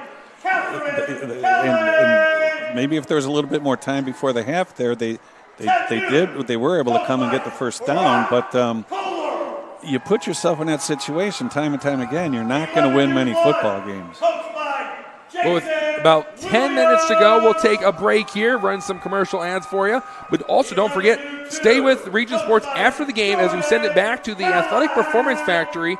RSM will recap all of tonight's action from around the region, all from the Athletic Performance Factory. We'll be back as you tune into the Region Sports Network, the only game in town. At Strachan Van Til, we believe grocery shopping should be simple. Now, shopping is easier than ever with our new and improved website. Find what you need fast. Browse your favorite products, add them to your cart, and check out in just a few quick steps. Choose between convenient in-store pickup or let us handle the heavy lifting. From our shelves to your doorstep, skip the lines, shop your way, and spend more time on what matters most. With our rewards program, enjoy incredible savings and personalized offers every time you shop. Shop online now at strachanvantil.com or download our app today. Hi, I'm Crowd Company's Lantern Man. If you're a contractor, it's my job to make your insurance coverage simple and affordable. Because I know time is money, I'll come to your business. Certificates and bonds are a snap. Wherever you are, whatever business you're in, we've got you covered. As Crowd Company's Lantern Man, I'm your insurance superhero. Crowd Company's insurance professionals. Highland, Merrillville, and Michigan City.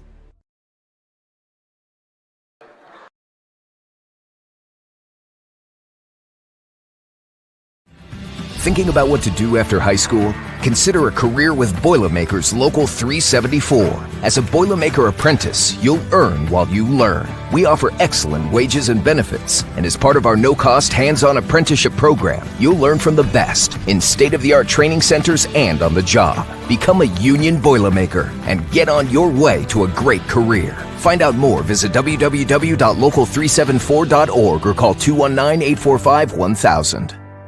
From lighting up Friday night football to powering the classrooms that shape the students of Lake County, IBEW Local 697 is proud to support our region's schools and the communities we call home.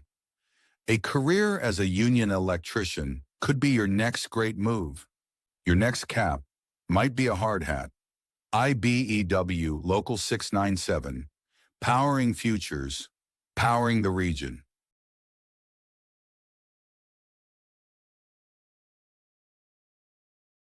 Four Seasons Mechanical proudly serves Northwest Indiana, providing quality, reasonably priced, reliable service. With a quality and comfort guarantee, the professionals at Four Seasons Mechanical offer a wide range of services in heating, ventilation, and air conditioning. Whether it's residential or commercial, Four Seasons Mechanical is there 24/7. To find out more, the website is fourseasonsmechanical.com or give them a call at 219-756-7020. Four Seasons Mechanical, your indoor air quality specialists.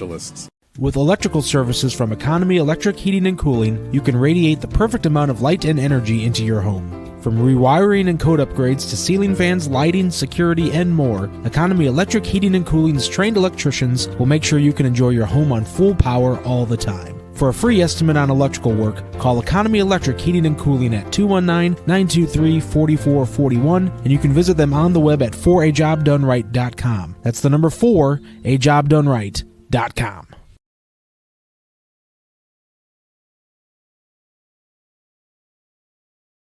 Earn while you learn from the best hands in the business. The Bricklayers Allied Craftworkers for Indiana, Kentucky Apprenticeship. That's right, this is a paid apprenticeship. I'm getting an education while learning a trade and getting paid for it.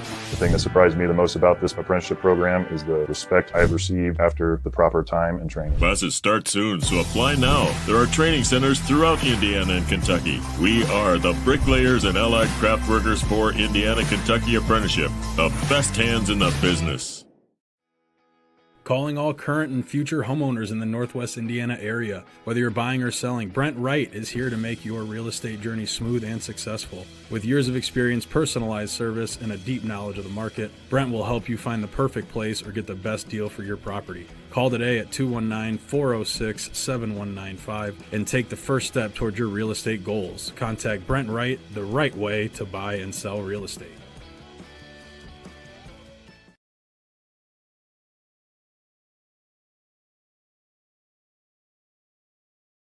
The Athletic Performance Factory is Northwest Indiana's premier athletic training center. The 40,000 square foot state-of-the-art facility features batting cages, a sand training room, a new outdoor turf infield, and so much more. Check out the facility for one of their daily classes at 3150 45th Street in Highland. Interested in signing up for team workouts or individual lessons? Check out their website at trainapf.com or contact them at 219-750-1087. Athletic Performance Factory, where athletes are made. Flip the switch, a light turns on. Press the button, machines and instruments come to life. Touch the screen, communicate with the world. Simple tasks, guaranteed results, every second of every day. That's the power of power. And that's the power brought to you by the NECA contractors and electrical workers of Local 531.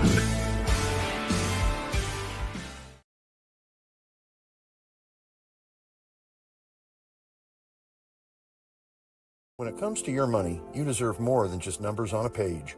You deserve someone who sees the full picture. Meet Mark Machnick, one of Northwest Indiana's most trusted accounting professionals. Whether you're running a business, planning for retirement, or just trying to make sense of tax season, Mark Machnick, located in Highland, makes it simple, personal, and believe it or not, painless. Contact Mark and his team today at 219-595-5290. Mark Machnick, CPA. Blythe's Team Sports in Valparaiso is a leader in athletics apparel and equipment sales. With in-house production including screen printing, trophies, embroidery, and more, Blythe's can help you to create the perfect look. For more information, visit them online at teamblythes.com. Blythe's Team Sports in Valparaiso, where the athletes shop.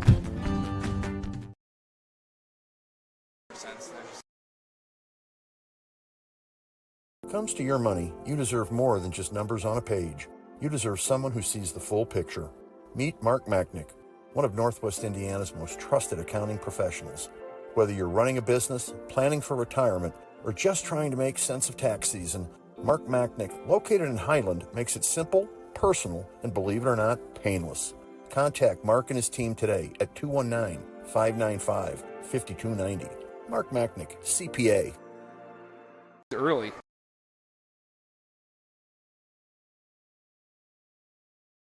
At Strachan Van Til, we believe grocery shopping should be simple. Now, shopping is easier than ever with our new and improved website. Find what you need fast. Browse your favorite products, add them to your cart, and check out in just a few quick steps. Choose between convenient in-store pickup or let us handle the heavy lifting. From our shelves to your doorstep, skip the lines, shop your way, and spend more time on what matters most. With our rewards program, enjoy incredible savings and personalized offers every time you shop. Shop online now at strackandvantail.com or download our app today. Hi, I'm Crowd Company's Lantern Man. If you're a contractor, it's my job to make your insurance coverage simple and affordable. Because I know time is money, I'll come to your business. Certificates and bonds are a snap. Wherever you are, whatever business you're in, we've got you covered. As Crowd Company's Lantern Man, I'm your insurance superhero. Crowd Company's insurance professionals. Highland, Merrillville, and Michigan City.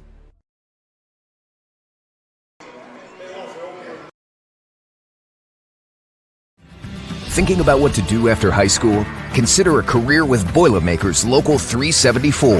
As a Boilermaker apprentice, you'll earn while you learn. We offer excellent wages and benefits, and as part of our no-cost hands-on apprenticeship program, you'll learn from the best in state-of-the-art training centers and on the job. Become a union Boilermaker and get on your way to a great career. Find out more, visit www.local374.org or call 219-845-1000.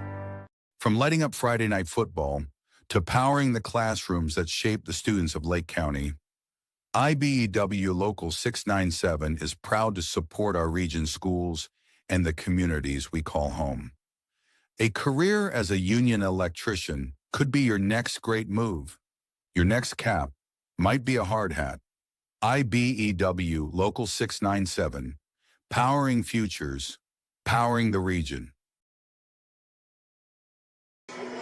Both teams on the field getting warmed up and getting ready for the second half of action. Michigan City versus Chesterton.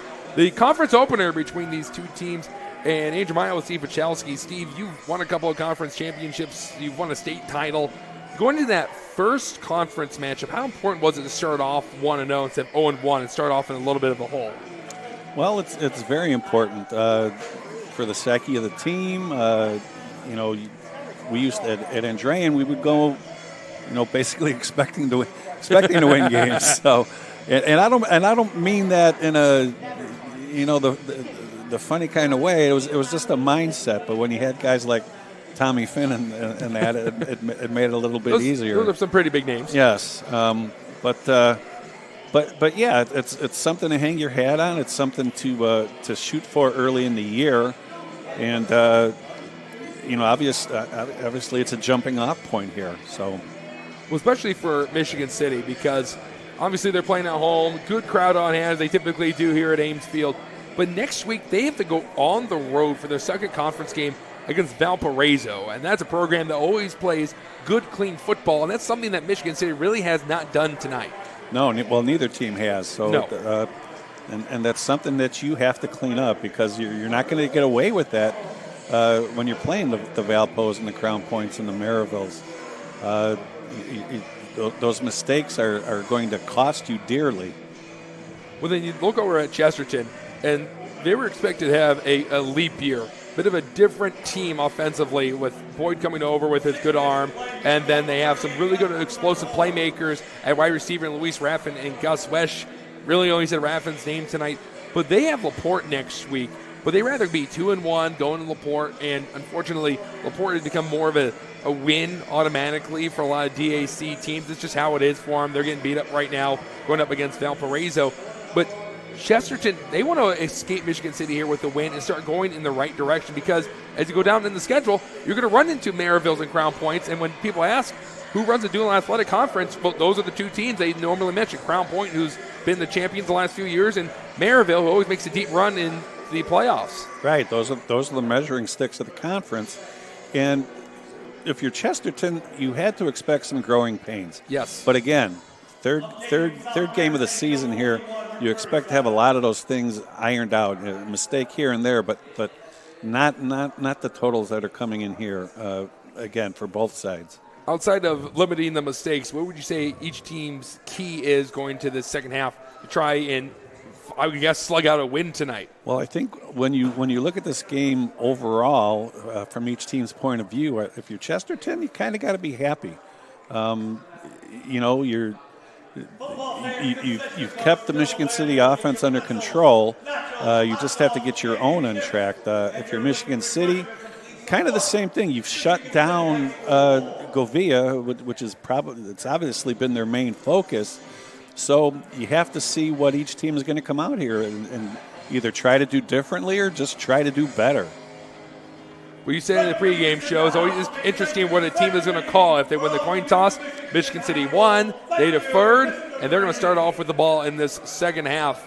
Michigan City, Chesterton, it's going to be a slugfest. We're going to see who's going to walk away 1-0 in conference play and 2-1 overall in the season. So Chesterton getting ready to kick it off. Michigan City will receive, and got some fireworks in the distance. Let's see if that's a harbinger of what's going to happen here in the second half. 3 games going on the Region Sports Network today. LaPorte versus Valpo, Portage versus LC, and then 2 top 10 teams in Ennegenberg rankings. Michigan City at 9, Chesterton at number 6, and here we go. Finally back to football. Andrew Miles, Steve Patelski, and on my left is Zach Zanelli. He's doing a great job producing the game. As Redmond has the ball, about to tee it up. And we can start off the second half after a long wait. The additional 3-minute warm-up after the 10 minutes that they already give you. Thomas back to return with Jeremy Thurman. And the very far back is Zaire McKinney, who had some catches late in the first half for Michigan City. Let's see if they squib it to keep it away from him again. They did the last time. It worked. And another squib kick. Big hop. Michigan City will start off with good field position as Laurent returns it to around the, say that's the 38, 39-yard line. No flags on the play. That's a good start. 7 seconds ran off the clock, and here comes Michigan City. They've used Thurman, Evans, and Fields in the backfield.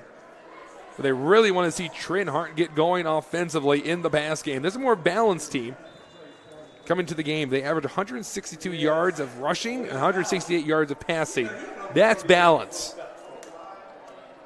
They fake, and Hart will keep it. Going to the right. He has the goal. Cuts to his left. Leaps a defender and gets across midfield. What a nice run by Trent Hart. We've talked about Trent Hart's throwing ability, but he had some lengthy runs against this Chesterton defense. That play seems to work every time that they call it. He reads it. He sees the defensive end bite, and there's a big alley there for him. They get to the 41-yard line, and it's another keep by Hart going to his right. He stops, he gets hit from behind. A big hit. Hart keeps it again. That was Gabe Violo that tackled out Hart from behind, and 6 more yards on a keeper for Trent Hart. And he has the 1 touchdown today for Michigan City, a 1-yard run after so many attempts at the goal line. Let's see if they keep it on the ground. They're at the Chesterton 35-yard line. A couple receivers moving around. And they're putting Trent Hart empty set, and he's going to fake it, keep it himself, going to his right, gets a couple more blocks, and he just falls over, protecting himself, gets to the 30, and it's another first down. That's good for a city. And that first down is brought to you by 4 Seasons. This is one of those. This is a situation where if it's not broke, don't fix it. Let's see if they stay with it. It's been 3 plays, 3 runs by Trent Hart. Almost like Chesterton feeding it to Andrew Govia. The referee's blowing the play dead, and it looks like something's on the field. I'm not sure what that is. Is that a towel? Thankfully, it's not yellow. But that first down is brought to you by 4 Seasons Mechanical in Maryville. Visit them on the web at 4seasonsmechanical.com. 2 receivers to the left, 2 to the right. Hart hands it off. This time won't keep it. And trying to go outside is Evans. Evans makes a man miss, gets around the corner. About 3 or 4 yard gain. But if you're getting 3 or 4 yard chunks every time you put the ball on the ground, you'll gladly take that and milk some clock off. Yep. Looked like they had him pinned in, but he beat him to the corner, was able to turn it up and got some positive yardage out of it. The way I look at that three-headed monster is Evans is speed, Fields is the power, and Thurman is a mixture of the two, more of a balanced back. It makes it hard to defend. You have to defend the whole field. But for Trent Hart, the quarterback, he's looked at times a better runner than now the four of them. Handoff up the middle, spinning is Laurent. And Laurent gets to the 35. 25 correction, about a 2-yard gain. About 3rd and 5 right here for Michigan City.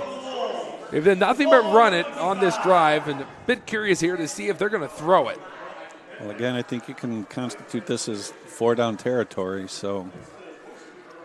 Yeah, 4 receivers to the right, and it's a handoff. McKinney gets ahead of steam.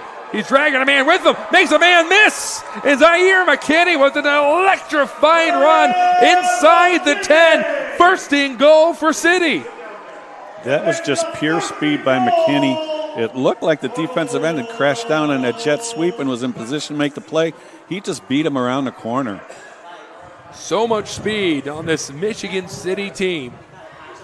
Might as well give it up to Zaire McKinney. That was a similar play they ran earlier that denied them at around the goal line. That time, it paid dividends, and they got a lot of yards on that one play. They mark it at the 7. Thurman going to his left. Thurman gets a block. Thurman into the end zone. Michigan City with the touchdown, and they take their first lead of the game. Coach French has to be happy about that. Got the kickoff, brought it right down the field, doing what they do. We've talked about it. Michigan City wants to go fast. You expect that to be through the air. That time they went fast with nothing but run plays. They went right down the field, and they score a touchdown. It was also impressive to watch, too, Steve, how many different guys got carries on that drive. Exactly. The extra point is good by Serrano, and Michigan City takes a 7-point lead. We'll take a 30-second break as you tune into the Region Sports Network, the only game in town.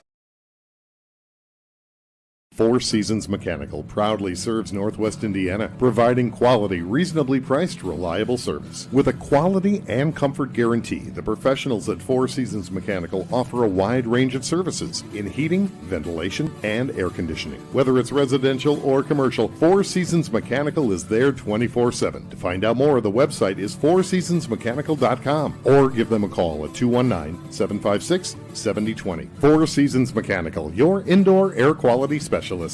With electrical services from Economy Electric Heating and Cooling, you can radiate the perfect amount of light and energy into your home. From rewiring and code upgrades to ceiling fans, lighting, security, and more, Economy Electric Heating and Cooling's trained electricians will make sure you can enjoy your home on full power all the time.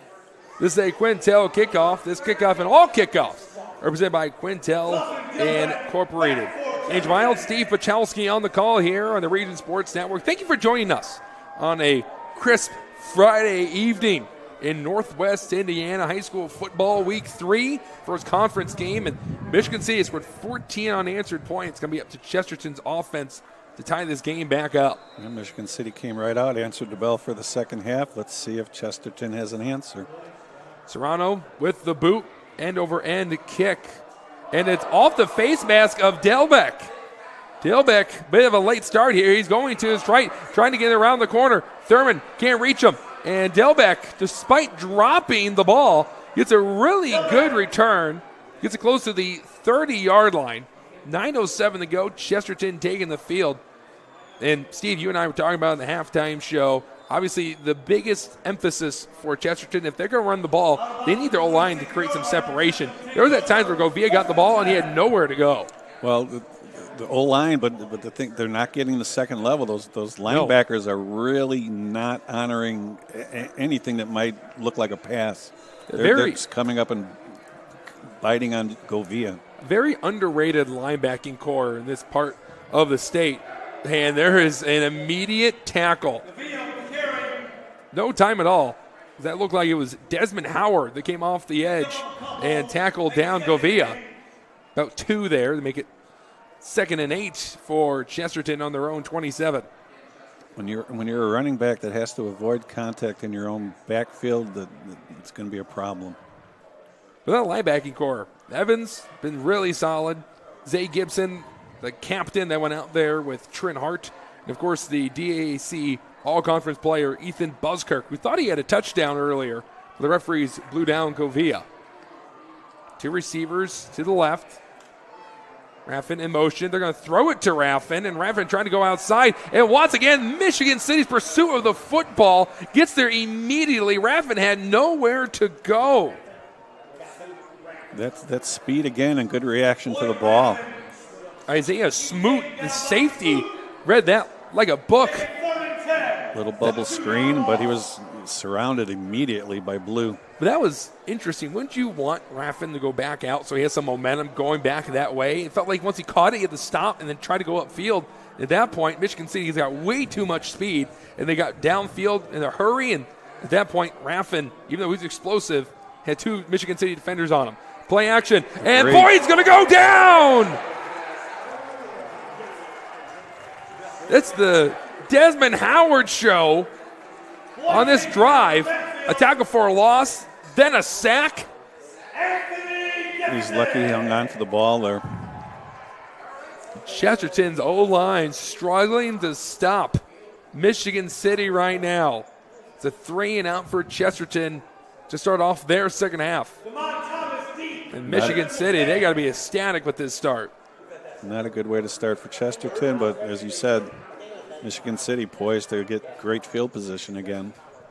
Thomas back to return. With that sack, it could give Michigan City some really good field position. End-over-end kick, and it's going to be returned by Thomas. Thomas got a block, made a man miss, makes a cut upfield. He's across the 30, and he gets across the 25. What a return by Thomas. It's all Michigan City right now. Putting the pedal to the metal. They go on the field, they score a touchdown. A 3-and-out. Their defense pumped up as Howard got the sack. Then Thomas returns. I mean, all three levels, all Michigan City, offense, defense, and special teams. We came out and answered the bell, like they said. Whatever Coach Fern said in the locker room at halftime has worked.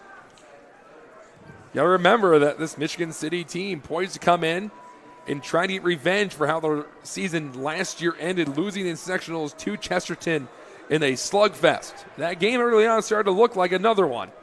Still plenty of time to go, but Chesterton desperately needs a stop here as Michigan City sets up shop on the 22. Thurman gets a carry, and once again, keeping the ball on the ground, paying dividends. They get it up to the 16-yard line. It's a 6-yard gain. You can just see the excitement in the body language of Michigan City. Right up on the ball again, ready to go. And you can also see the front seven of Chesterton exhausted, breathing heavily, frustrated that these big men for Michigan City getting the push off the ball and allowing all sorts of ball carriers to have some explosive plays. It's another jet sweep. Michigan City loves to run that play, and that's a minimal gain. That time they hand it off to DeAndre Collier. Made 3rd and 4. And with the way they're starting off this second half, they can do no wrong. I wouldn't be surprised if this was 4-down territory for the Wolves. It's definite 4-down territory. They've got 2 plays in mind here. 3rd and 4. You can run the ball twice. Thurman gets the fake handoff, and that's a bad throw. Tip up into the air, and Chesterton with the interception. Trent Hart faked it, went to his right. Not sure where he was going with it. He threw off the hands of one Chesterton defender, go right into that tip drill, and that's the 3rd turnover for Michigan City. I'm shaking my head, Andrew. I guess I don't understand. Yeah. As you mentioned, being a defensive coordinator, but for Chesterton, they may have gotten the interception, but they're not off the hook yet. They have to start on their 2-yard line. That's true. And you just saw Michigan City getting the push up front. They're winning the battle of the trenches on both sides. They could get a safety here. Govia gets the ball, spins around the defender. Did not get out. Did he get out of the end zone? Yes, they said he did. Yep. Michigan City's defense making life extremely hard for the Trojans. And once again, it was Anthony Gibson for Michigan City coming out after the initial hit. He was all pumped up. But every time Michigan City makes a tackle, Steve, it's not making our lives any easier because you can't single out one guy. There's about 3 or 4 Wolves on every play. No, and just like their offense, you've got more than one guy making plays, and that's what you want to see. And that's what's going to take to bring down a guy like Andrew Govia. It's not going to take one Michigan City Wolf. Another carry. Govia tried to go to his right. That hole closed up pretty quickly, and he got about 3 yards there. Of course, his goal not to break one open there, but get him out of that end zone, get some breathing room, and make it about 3rd and 7, 3rd and 6 here. 4.5 minutes to go. Been all Michigan City thus far. Trent Hart making the mistake, an interception. Michigan City was poised to score their second touchdown of the quarter and take a 21-7 lead. They thought he had plenty of room to run for the first down there. And we saw how well he's been running the ball today. We're all to his right. I mean, that has to be his second option. First option not there, run it. Boyd letting it go deep. And that ball is uncatchable. Nowhere to go for Luis Raffin. He goes out of bounds. And this is looking like a 3 and out.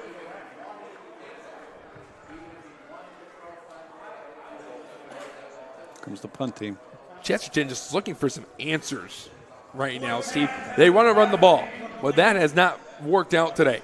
They want to throw the ball, and how many times now have you seen Hunter Boyd kind of be left out to the Wolves, metaphorically speaking, to throw the ball downfield on 3rd and long? Right, well, it's a predictable throwing down, and they're going to pin their ears back and come and get them. And most of the time, Michigan State's running a 4-3, but then they'll drop back one of their D linemen to turn into another linebacker.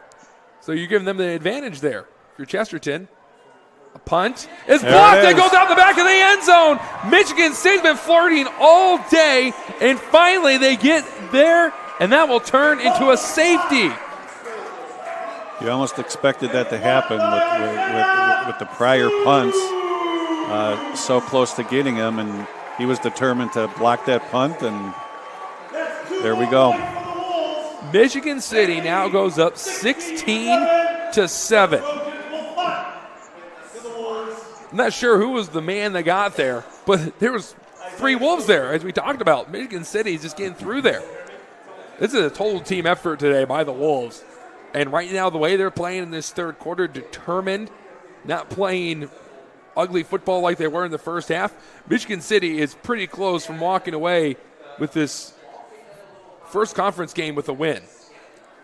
You take away some of those mistakes, and this score might have been getting out of hand by now.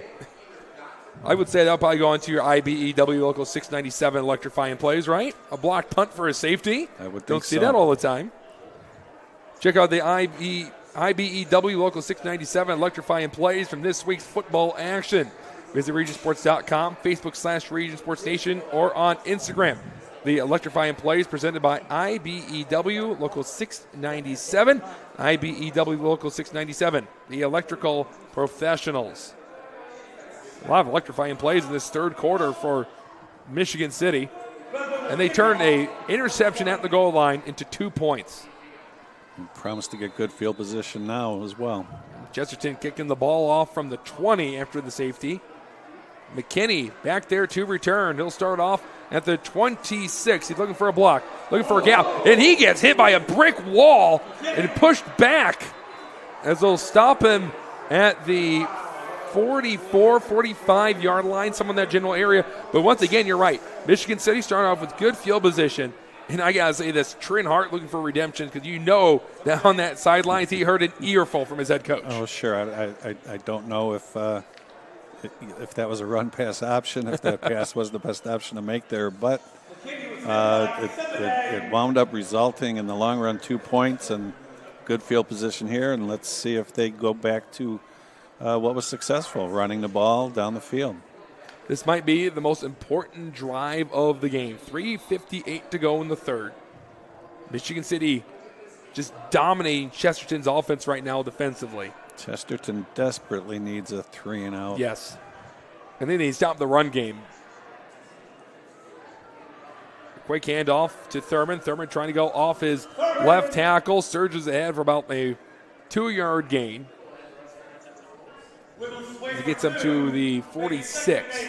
So 2nd and 8. Michigan State has been running the ball pretty effectively in this third quarter. So not only are they gaining the yards and tiring out the defense, but also milking the clock right now. And right now the clock is their friend. It's a very quick third quarter. Three receivers to the right for Trin Hart, who's in the shotgun, typically see in high school football. Another feed. Thurman going to his right, this time spinning around, and he falls forward across midfield. Michigan City to the Chesterton 49-yard line. I got to get to the 46 for our first down. So 3rd and 3 here with 3 minutes to go. 16-7 Wolves. All 16 points for Michigan City have been unanswered. Chesterton was the first one on the board on a 35-yard touchdown, but have not found that same level of success through the run or air game. Somebody needs to make a play for Chesterton here. They need to stop. It's a handoff on a jet sweep, and Laurent will get that first down, and the chains keep moving. And I believe that maybe a flag just got thrown. It's in the pile somewhere. Some extracurricular activity, some would say. That's the first time we've seen that yellow flag in a while. Starting to miss it a little bit there, Steve. Saw so many of them in the first half, I didn't know how to handle myself. You knew one was bound to come. Exactly. Let's see what the call is here. Coach French was pretty upset running down the sidelines. After play is over, personal foul. And usually, Steve, you might correct me here, the person that subs out after that is usually the one. Usually the culprit. And I believe we just saw number 9, Caden Kodecker, head off the field. Michigan State's been gaining the yards themselves. They don't need a free 15. When that happens, he tends to run out to the opposite side of where the coaching staff is at. That first down is brought to you by Four Seasons Mechanical in Maryville. Visit them on the web at fourseasonsmechanical.com. That will put Michigan City at the Chesterton 28-yard line. Try and put the stake through the heart of the Trojans right here. There's 2 backs in the backfield. They're going to hand it off to Evans. Evans gets a block. Evans leaps a man. He reaches for the end zone. Did he get in? He did not. He stepped out of bounds a few yards back. What a run by Demarion Evans. And there's a flag, though. It's over on the sideline, right by the cheerleaders. And did we get a holding or a block in the back? I'm not sure. And the Chesterton trainers are running out. There's a player down right next to the end zone. He looks like he's in a great deal of pain. A lot happening right now. Evans had a great run. Looked like it's going to be called back, and they are going to call it back. Unsportsmanlike conduct on Michigan City. So this game's starting to get a little chippy between these two squads. And as the trainers of Chesterton are checking up on the player, we will take a short break here on the Region Sports Network, the only game in town. Earn while you learn from the best hands in the business. The Bricklayers Allied Craftworkers for Indiana Kentucky Apprenticeship. That's right, this is a paid apprenticeship. I'm getting an education while learning a trade and getting paid for it. The thing that surprised me the most about this apprenticeship program is the respect I have received after the proper time and training. Classes start soon, so apply now. There are training centers throughout Indiana and Kentucky. We are the Bricklayers and Allied Craftworkers for Indiana Kentucky Apprenticeship. The best hands in the business. Calling all current and future homeowners in the Northwest Indiana area. Whether you're buying or selling, Brent Wright is here to make your real estate journey smooth and successful. With years of experience, personalized service. Move them over. We are back, I think, to the RSN zone. We were able to see what the call was on. That was on DeAndre Collier, gone for taunting. As it appeared that he had sort of like gave a high five to whatever player he was blocking.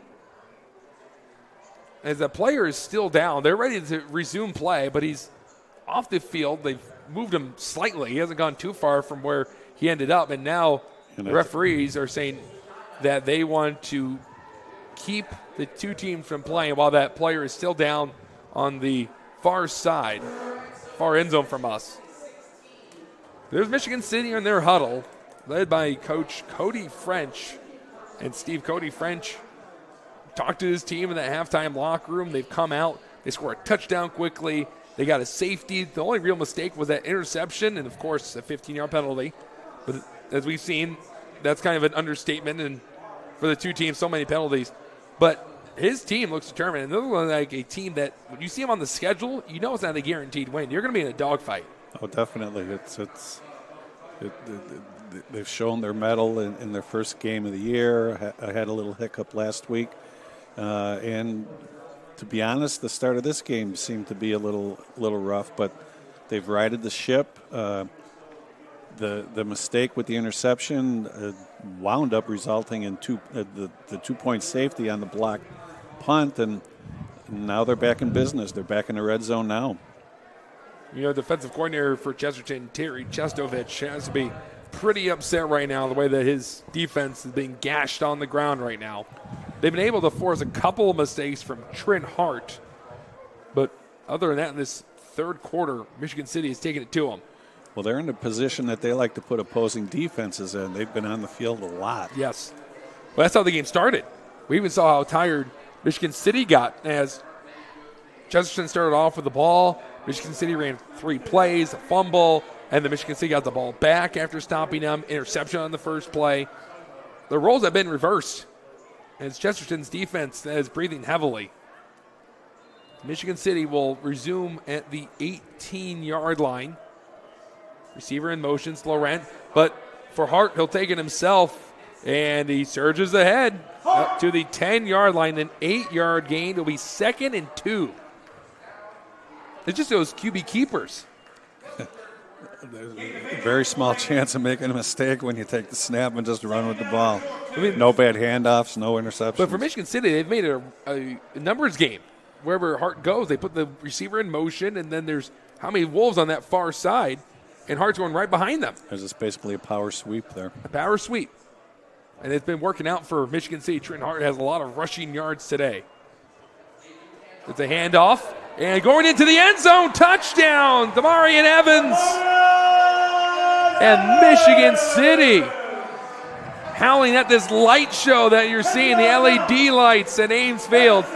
Michigan City has now scored 22 unanswered points. Simple up the middle.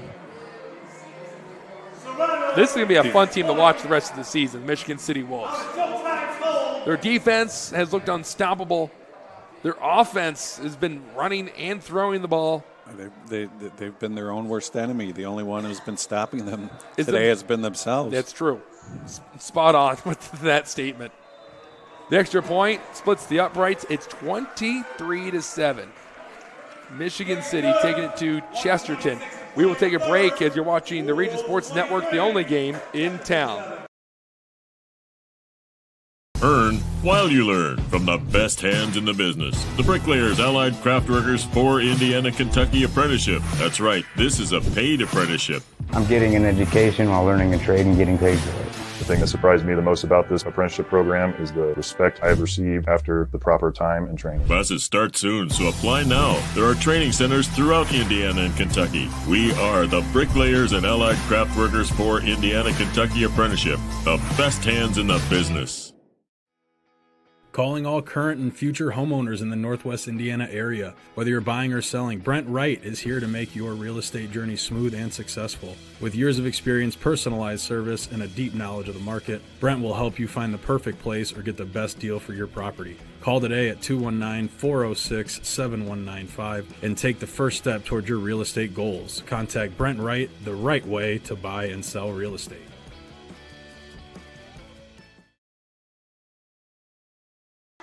This is a Quintel kickoff. This kickoff and all kickoffs are presented by Quintel Incorporated. Quintel Incorporated specializing in the reconditioning, repair, and remanufacturing of heat exchangers.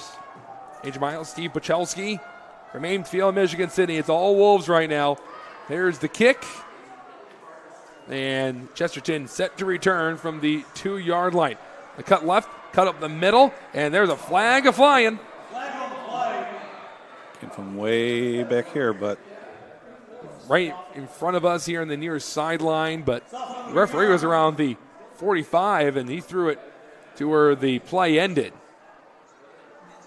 1:19 to go. And Chesterton, they need some things to fall their way right here. Well, that's penalty is not that's going to fall their way in a bad way here. It's a holding call. You got to remember, going into halftime, this game was tied at 7. Michigan City has scored 16 points in this third quarter, 2 rushing touchdowns, and a safety on a blocked punt. The whole complexion of the game changed, and Michigan City is large and in charge. You got to think for Chesterton, they're going to let Hunter Boyd throw the ball here, see what he's made of. And they're going with a spread look here. 3 receivers to his right, 2 to his left. Raffin in motion. They're going to hand it off to Raffin. Raffin going to his right near his sidelines. And once again, Michigan City standing tall and making it a minimal gain. Played off the block, just strung that play out, and Raffin ran out of real estate and had nowhere to go except out of bounds. That was Tony Field, who led the team in tackles last week in their loss against Lafayette, Jeff, 46-29. Michigan City was down 24-0 after the first quarter, so this defense was challenged, you had to think, going into this game, and they've really responded well. Govia gets the ball, and Govia, nowhere to go. It has been a frustrating night for Andrew Govia, the star running back for Chesterton. I think he's going to need an ice bath in the morning. That body is going to be bruised up, I believe. You'd feel a little bit better if he had a long run to try and ignite this offense. He battered and bruised and held for minimal yards, which he's not really used to in his last couple of years with Chesterton. 3rd and 7 from the 18. Boyd looking to his left. And he's just going to fall over. Michigan City forcing another 3 and out. As once again, Michigan City getting into the backfield instantaneously. Boyd just falling over, knowing that there was nowhere to go. And that looking like that could be the final play of the third quarter. And if that's the case, Steve, what an exclamation point to end it for Michigan City. Michigan has to be so happy with, even with the mistakes that have been made. They've taken control of this game. You can just see the difference in the body language between the two teams here. And did Michigan City burn a timeout and force Chesterton to run one more play before this third quarter ends? I believe so. Oh, wow. You don't see that all the time, but Cody French, having all the confidence in the world, he wants his third quarter to last forever the way his team is playing right now. But on the other side, we've talked about how good Michigan City is playing, but for Chesterton, this is a nightmare of a night. You know, I think, Andrew, maybe the reason for that, and we don't really feel it up here, but we've heard that wind howling, and I believe they'll be kicking into the wind, and I think maybe that's what he wanted to have happen here. That is a really good call. And there's no flags here to really base that off of from what I'm seeing. But I would say you're right. So they want to force Redmond, the punter, to kick into the wind instead of going with the wind. That's a really good call. I believe that's what they're doing here. There's a reason why you have so much hardware sitting at home. They stopped the clock with a tick to go. Redmond in the end zone just had a punt blocked. And oftentimes he hasn't been able to get the punt off because some of the snaps backwards from Bokia have been high, they've been low, but none of them ran at the numbers where he could just get rid of it. There's a good one. Redmond with a kick right into that wind, as you talked about, and it falls gently onto the turf, bouncing around, and Chesterton stops it at around the 40-yard line. That's how the third quarter will end. It's all Michigan City. You're tuning into the Region Sports Network, the only game in town. The Athletic Performance Factory is Northwest Indiana's premier athletic training center. The 40,000-square-foot state-of-the-art facility features batting cages, a sand training room, a new outdoor turf infield, and so much more. Check out the facility for one of their daily classes at 3150 45th Street in Highland. Interested in signing up for team workouts or individual lessons? Check out their website at trainapf.com or contact them at 219-750-1087. Athletic Performance Factory, where athletes are made. Flip the switch, a light turns on. Press the button, machines and instruments come to life. Touch the screen, communicate with the world. Simple tasks, guaranteed results, every second of every day. That's the power of power. And that's the power brought to you by the Nika contractors and electrical workers of Local 531.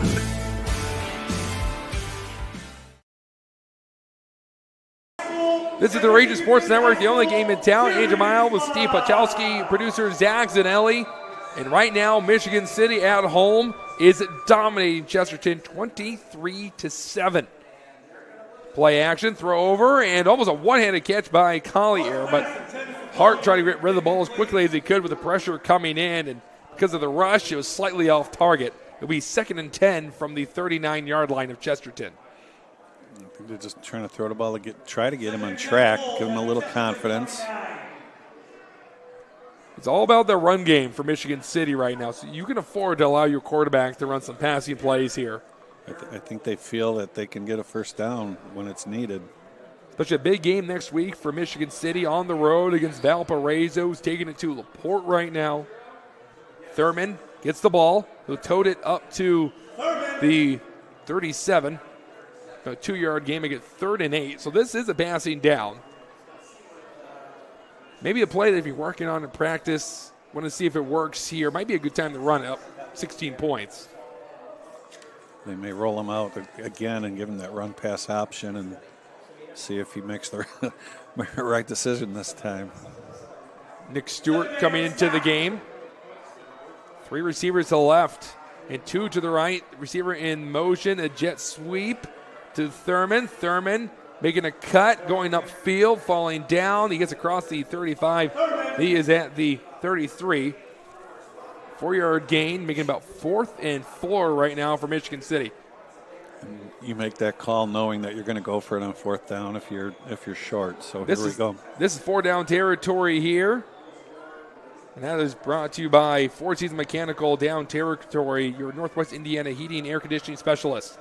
To throw over to McKinney. McKinney gets a block. McKinney makes a man miss. McKinney falls forward, and he's got the first down. And that is a Four Seasons first down. Visit them on the web at fourseasonsmechanical.com. That is their bread and butter play. That's what speed will do for you. The corner looked like he was in position to make the play there, and he just beat him around the inside. I was watching a bit of Zaire McKinney's highlight films. He runs like a gazelle. He is smooth, and you can't catch him. Thurman trying to go outside. He spins around a defender, puts him through the wash cycle, and he falls over, and Chesterton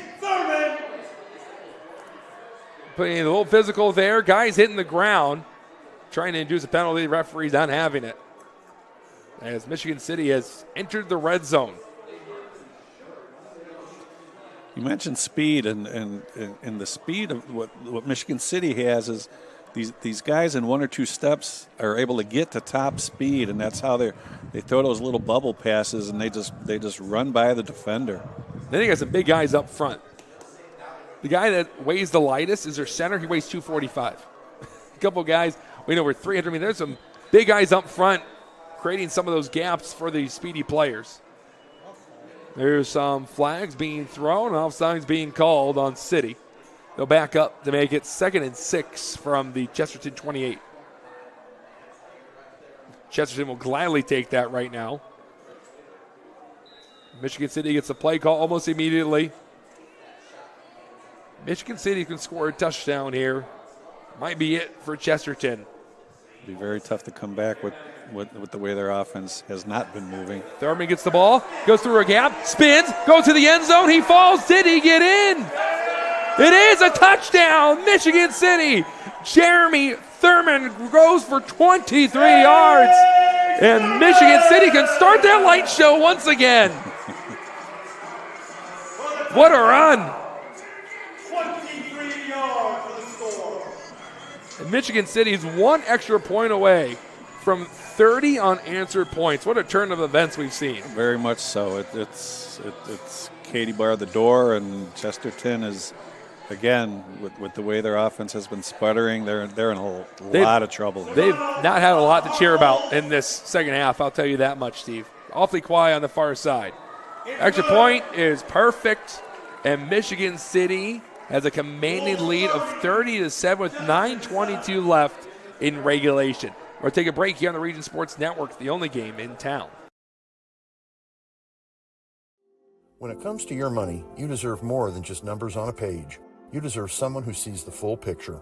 Meet Mark Machnick, one of Northwest Indiana's most trusted accounting professionals.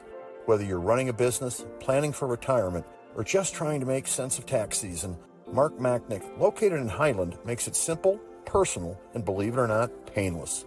Contact Mark and his team today at 219-595-5290. Mark Machnick, CPA.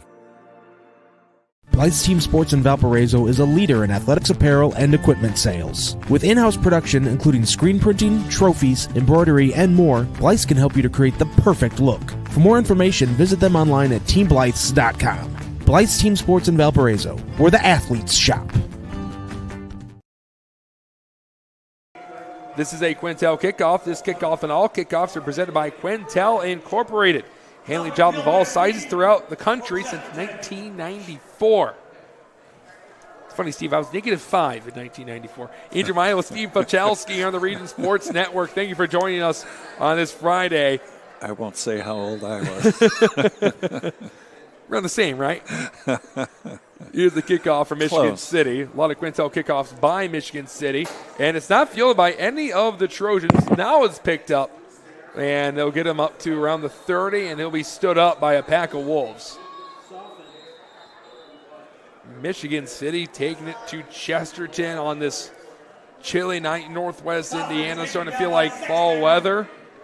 And if Michigan City can play like this when we actually get into fall, not too many teams are going to be able to stop them. No. But the thing that you mentioned about off the air, with them going into Valpo next week, Valparaiso, of course, that third team between Ground Point and Maryville, you can't get off to a slow start like you did today. No, I don't think you get away with that against a team like Valpo. First down, Boyd getting pressure, and he's just going to throw it away. And it's also, we've given a lot of credit to the linebacking core in the front four for Michigan City between Howard and Hurd, but also there's a reason why that the secondary is called Strap City, Steve, because they've certainly slowed down some of these explosive Chesterton receivers today. Sure. And Chesterton just has to find another offensive weapon. It's obvious here that you can't rely that people are going to be able to shut down that running game now and then. You have to be able to score in different ways. Here comes the blitz, and Boyd getting hit. Ball going out of bounds. And once again, it wasn't like he sat back there for a while and camped. He is getting hit in a blink of an eye. No, that was a three-step drop. He was ready to throw the ball, and they were on him. And that's coming from the middle. That's not coming off the edge. That was number 90, Christian Melton. That created some havoc on that one. Starting to see some of the younger players coming out and making some plays themselves. Boyd, 3rd and 10 from the 30. They've gained no yards. Trying to go through the air. Both times he's gotten hit. And here comes the pressure again. It's Howard. And throwing on the move is Boyd. And there's a collision. Pass incomplete. Strap City starting to celebrate. They just forced a 3-and-out on 3 pass plays. I think they actually called it complete, but it's way short of the first down. So they did complete it at the maybe 30. not. Okay, no, so they Sorry, did not. I'm wrong. Okay.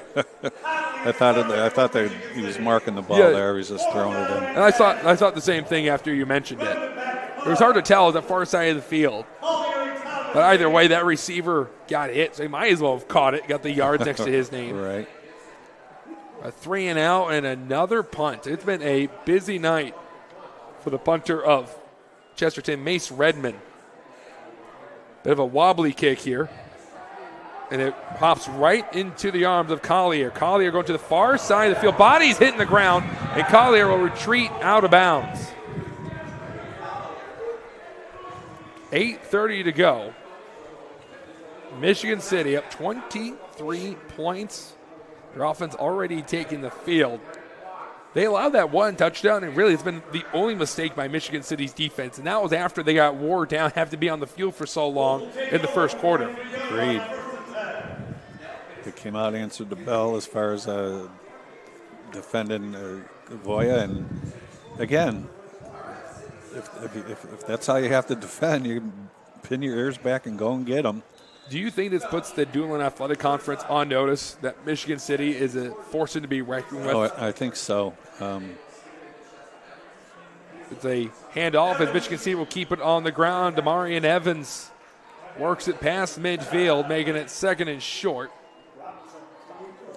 They have a team that can put up points in a hurry. And, again, if they can just do away with those early mistakes, sky's the limit for a team like this. And I even mentioned it, too. They got off to a 24-0 deficit last week against Lafayette Jeff, which is usually a pretty good school.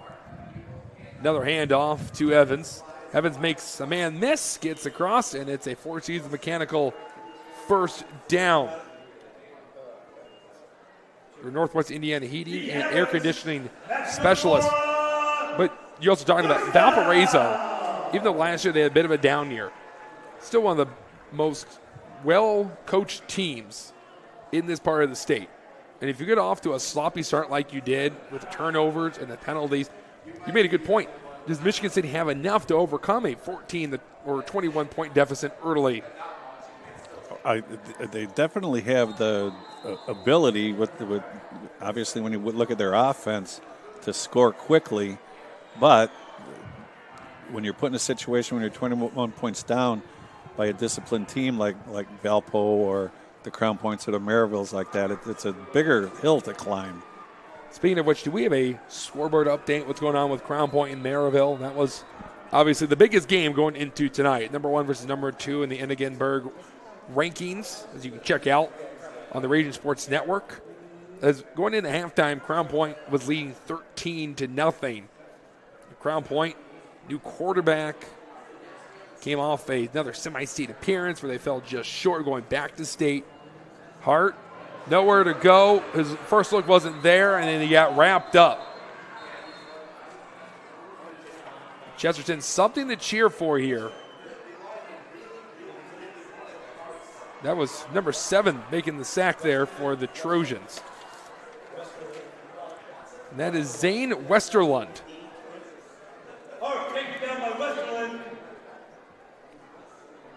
Pass blocking really hasn't been clean for either side either. No, it has not. Michigan City's been able to roll their quarterback to give him some time, but let's see if they go back to the run here. I mean, it's 2nd and 23, but no, they're going to pass. It is a slip screen. It goes through the hands of the intended receiver. Looks like they try to get it to Ja Davenport. Even on a screen, you don't necessarily want to let the pass rush get on your quarterback that quickly. He had to get rid of that ball, I think, a little harder than he wanted to, a little higher than he wanted to. Yeah, the intended receiver didn't expect it so early. Tried to make the late adjustment. Wasn't even really looking at Hart. Hart was swinging over to Thompson. Thompson makes a cut, and that was just to get a couple of yards, let Thompson get a touch. And Michigan City will punt, where it feels like for the first time today. Crown Point in the fourth quarter leads 28-7. So once again, the Bulldogs proving like the strong team in the DAC once again, no Ehrlich or not. But look out, maybe Michigan City can make some noise in the DAC this year. At least make it interesting.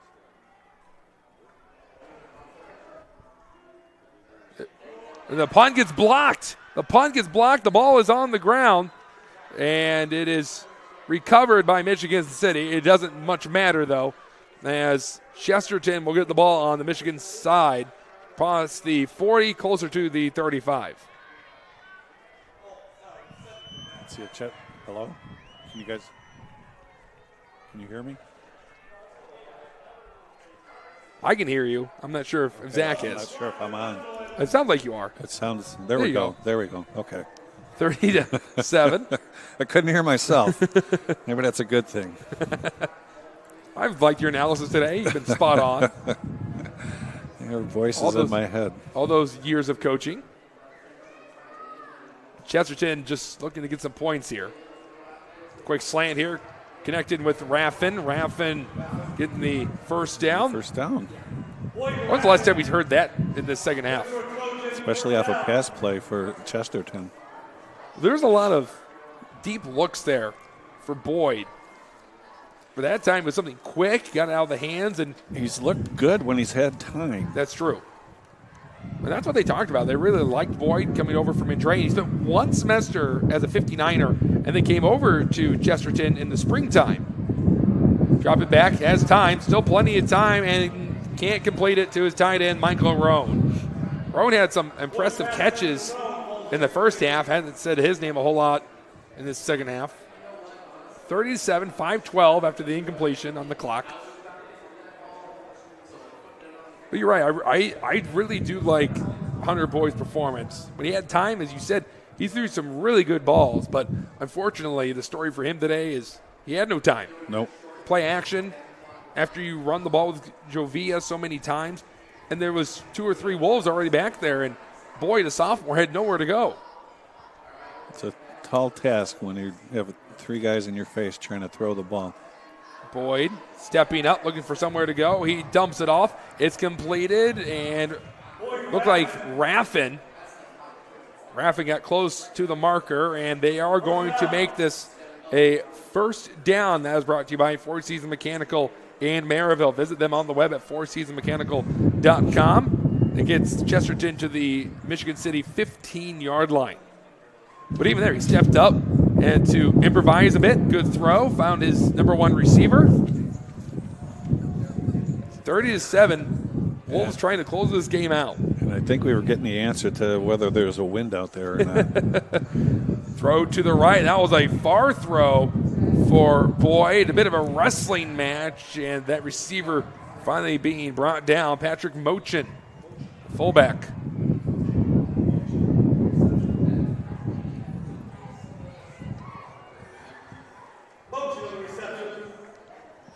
But they got Boyd. They were talking about the difference between him and Mayer. And Mayer was the starting quarterback for JV. And they talked about it with Boyd. They said he could flourish by running some dropbacks and throwing the ball downfield. And we've seen it. This guy's got a good arm, good accuracy, and he's only a sophomore. Well, I think you have to be... Boyd running for his life. He gets out of danger. He's running. He has a man wide open. Touchdown, Chesterton. What a play by Hunter Boyd.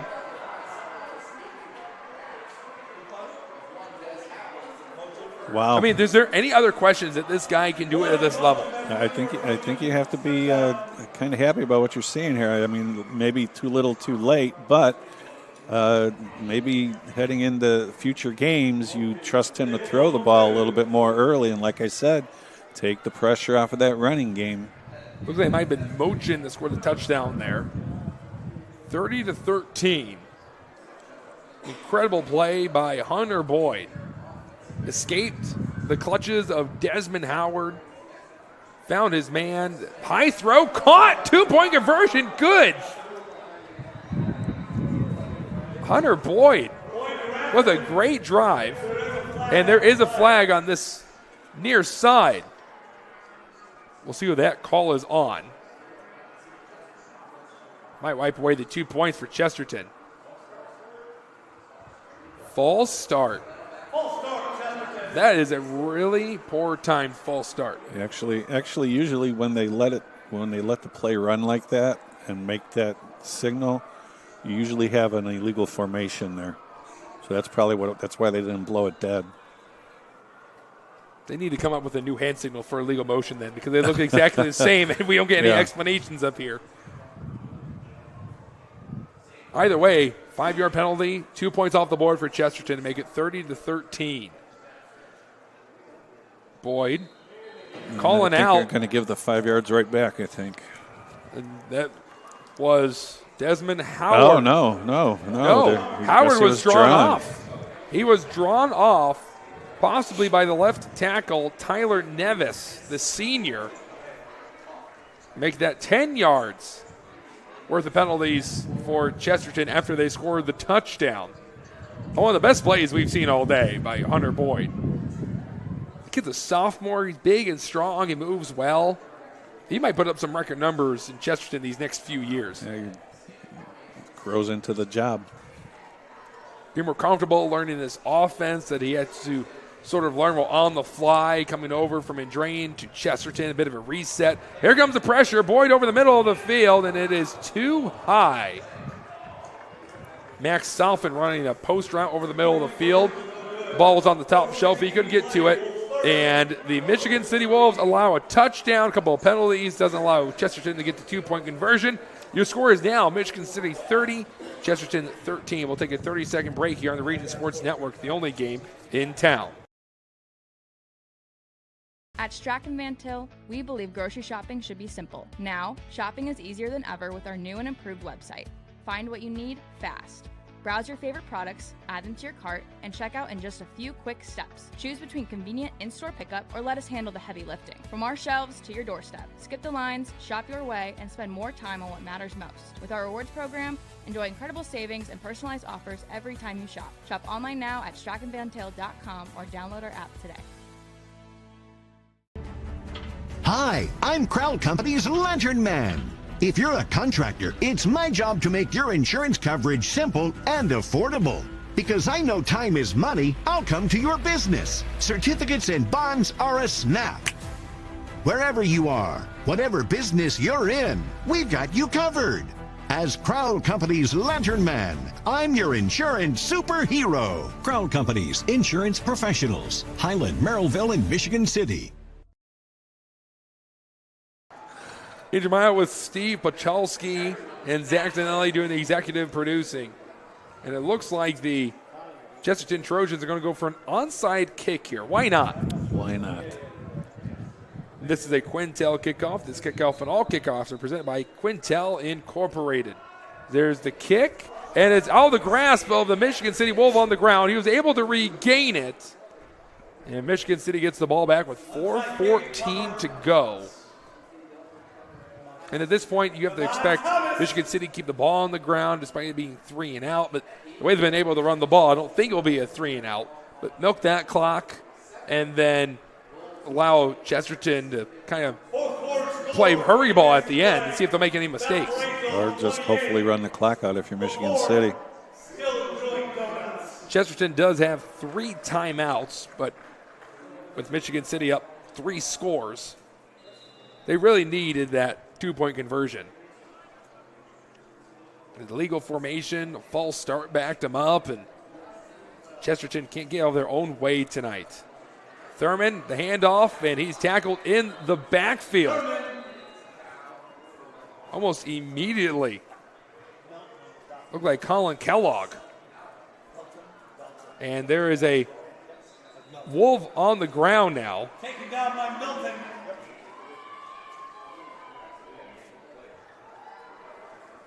It looks like it might be some cramping. That's DeAndre Collier down on the far side of the field. Michigan City and Chesterton will go back to their sidelines and have a quick conversation. We'll take a quick break here on the Region Sports Network, the only game in town. Thinking about what to do after high school? Consider a career with Boilermakers Local 374.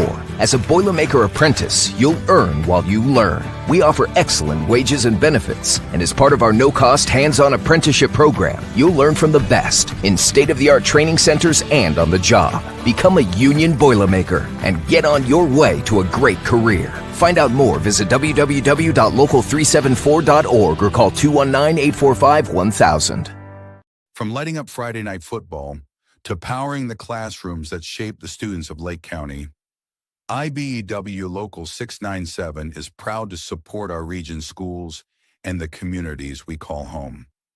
A career as a union electrician could be your next great move. Your next cap might be a hard hat.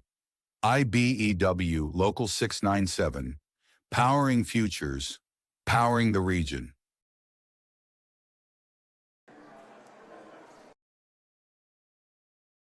Four Seasons Mechanical proudly serves Northwest Indiana, providing quality, reasonably priced, reliable service. With a quality and comfort guarantee, the professionals at Four Seasons Mechanical offer a wide range of services in heating, ventilation, and air conditioning. Whether it's residential or commercial, Four Seasons Mechanical is there 24/7. To find out more, the website is fourseasonsmechanical.com or give them a call at 219-756-7020. Four Seasons Mechanical, your indoor air quality specialist.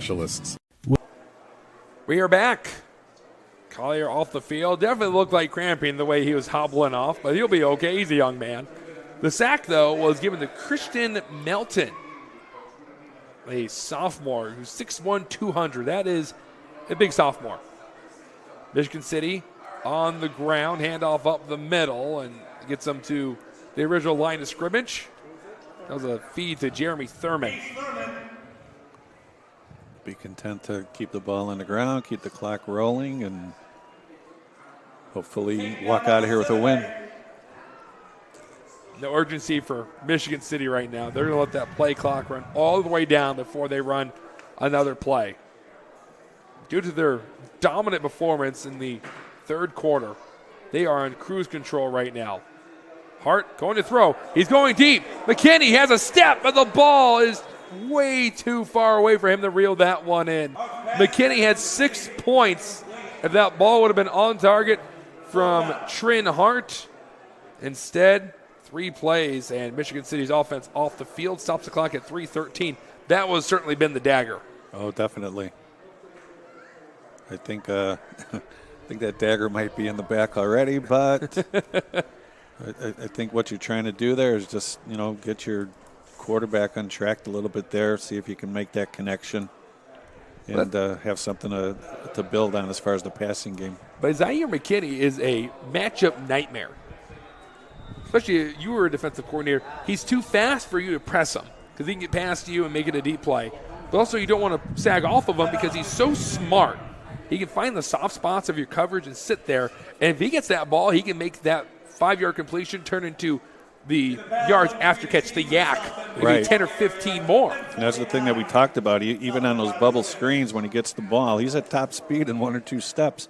And I think in all these misconnections here with him, he's had 2 or 3 steps on the defender. Yes. It's just that the ball has not been there. I mean, if you're Trent Hart and you look up and McKinney is wide open like that, you're thinking your lucky stars. Just that throw was a little off. And I wonder if he was trying to account for the wind that's been howling in from that end zone. That could be. And that's why he put too much mustard on it. And McKinney couldn't add more stats to his already impressive season. Over 100 yards in back-to-back games. And they connected for a 56-yard touchdown to open up the season. Punt for Michigan City. And they're going to try and return it. Chesterton, and it is blown up. It's all 3 levels for Michigan City tonight. Offensively, defensively, and on special teams as Isaiah Smoot will get credited with the tackle there. Yeah, it's like there's been like 2 games here. One in the first half that was just sloppy, a 7-7 tie coming out, and it's been all Michigan City since. Hunter Boyd had an incredible last drive. Broke away from a tackle from Desmond Howard and then completed it for a touchdown. Boyd drops back. Here comes the pressure. He's letting one go deep downfield. Hand fighting, but it's way off the mark. Raffin going up against Damone Thomas. End of play. Sails out, and it's 2nd down. We're under 3 minutes to go. Chesterton does have all 3 timeouts left. Not saying that it's out of reach for Chesterton. But if they can score a quick touchdown here, get the onside back, who knows what can happen. You can make it interesting. You could have a really fun finish from Ames Field in Michigan City. It's going to come down to the shoulder of Hunter Boyd, the sophomore quarterback.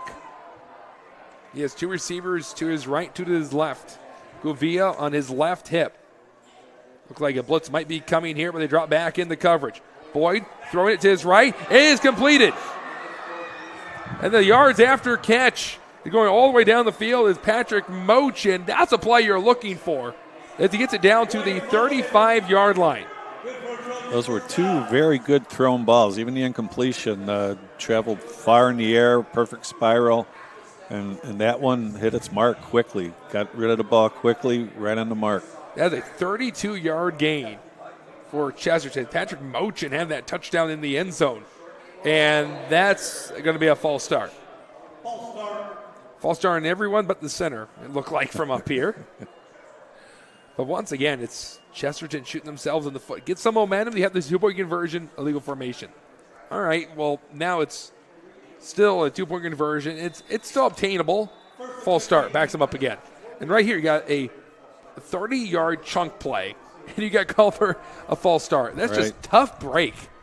And the clock is rolling. 2:25, running out of time if you're Chesterton. Got to play with some urgency if you want to make a incredible comeback. Boyd going to throw again. Quick completion to his left. Raffin wrapped up immediately. No yards after catch on that one. Thomas will get the tackle there. But at this point in the game, if you're Michigan City, you're happy with them getting underneath stuff. Oh, sure. Just keep everything in front of you. Keep the clock rolling. Tackle everything in front of you. Boyd setting up shop again. Throw to his right, off the hands and out of bounds. Max Soffin ran the out route, ball off his left hand, and it stops the clock at 1:53. 3rd and 10 from the Michigan City 35. Michigan City's defense really hadn't been tested in the third quarter. But then again, Chesterton really stuck to their guns for a long time and probably way past where they should have been, trying to keep the run game going, and it just never turned out the way they wanted it to. Nope. And being a team like that, that's it. Once you start getting behind by a couple touchdowns, very tough to get yourself back in the game. There's an injury on the field. One of the Trojans linemen going down, grabbing at his right leg. So it looks like we might have more cramping here in week 3. I have a feeling that's correct. Going to get him some pickle juice to relieve the pain in that leg. It's a commercial break coming up here on the Region Sports Network, the only game in town.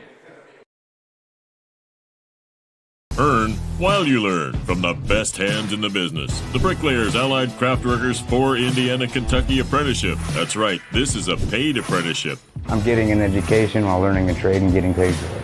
The thing that surprised me the most about this apprenticeship program is the respect I've received after the proper time and training. Classes start soon, so apply now. There are training centers throughout Indiana and Kentucky. We are the Bricklayers and Allied Craft Workers for Indiana, Kentucky Apprenticeship. The best hands in the business.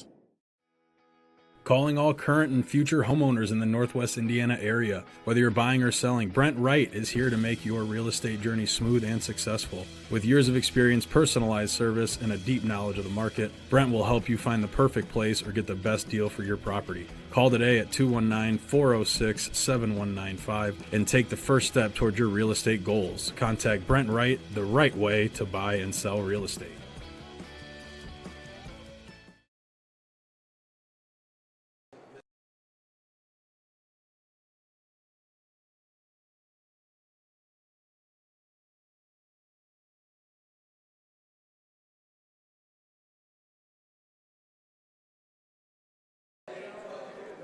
We're back here at Ames Field in Michigan City, Indiana. The Wolves lead 30-13 with 1:53 left in this contest. Andrew Mile with Steve Pachalski, and one of the linemen is down for Chesterton. They're about to run another play, and then he sort of sat down and started grabbing at his right leg. They're working on it now. We saw this earlier with Collier, the wide receiver from Michigan City, dealing with some cramping. Steve, did you ever experience cramping when you were playing football, or as a coach, how did you address it? I've got a war story that I tell all the time about this. I would love to hear it right now. You know, back in the day, we didn't play on Friday nights. We played on Saturday afternoons. Thornton Fractional North in Calumet City, Illinois, playing our rival TF South, first game of the season, and it was 95 degrees out. And people were falling all over the place, cramping up.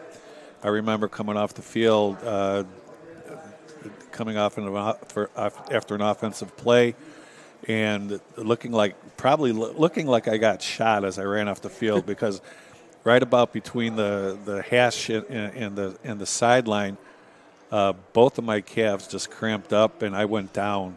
And It's a very painful thing. You think, well, cramps, people cramp up sometimes, but when you get those deep-seated cramps in your muscles, those things hurt, and they're tough to get out. So yeah, and that was, again, back in the day, that was still a time when trainers gave you salt tablets too. Salt tablets and no water during practices and things like that. So you weren't exactly prepared in the right way. That is the senior Braxton Ozug, who missed the first game of the year dealing with an injury. He's walking off the field in his own power, so that's good news. Daniel Nito has come out, number 71. You go from a 6'2", 60-pound left guard to a 6'2", 255 left guard. So doesn't have much of a difference size-wise. But we get back to football. 1:53 left in this contest on this Friday evening. Getting late. Both fan bases dealing with the conditions today. Very windy, as you can hear, as the Wolves have taken it to the Trojans. Here comes the pressure from Howard. Boyd avoiding him, getting out of duress and just throwing it away safely. It is 4th down, and the game comes down to this. If Chesterton wants a chance in the world to get back in this game and possibly tie it down 3 scores, they're going to need to convert this and score quickly. But the Wolves secondary has stayed strong at most times. But really, the O-line needs to give him some more time. It even looked like Desmond Howard was touched on that play. Nope. Minute 46. Michigan City can smell blood in the water right here. They can get the stop.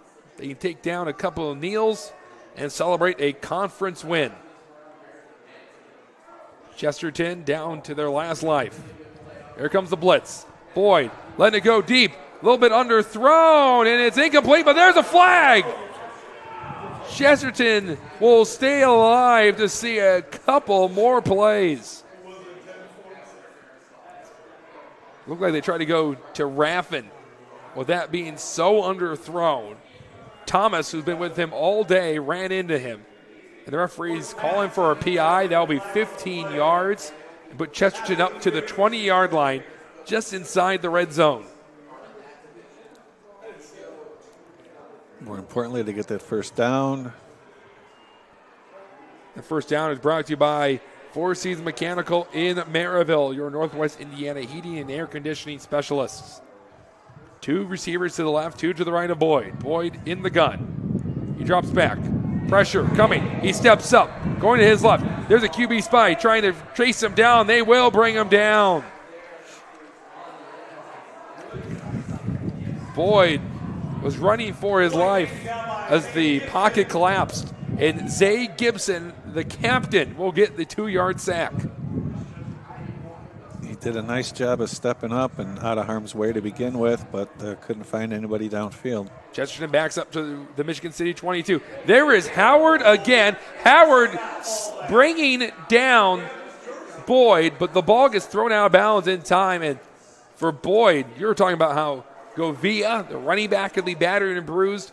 I think Hunter Boyd's going to be joining him in the ice bath over. Yeah, quarterback not used to taking that much punishment.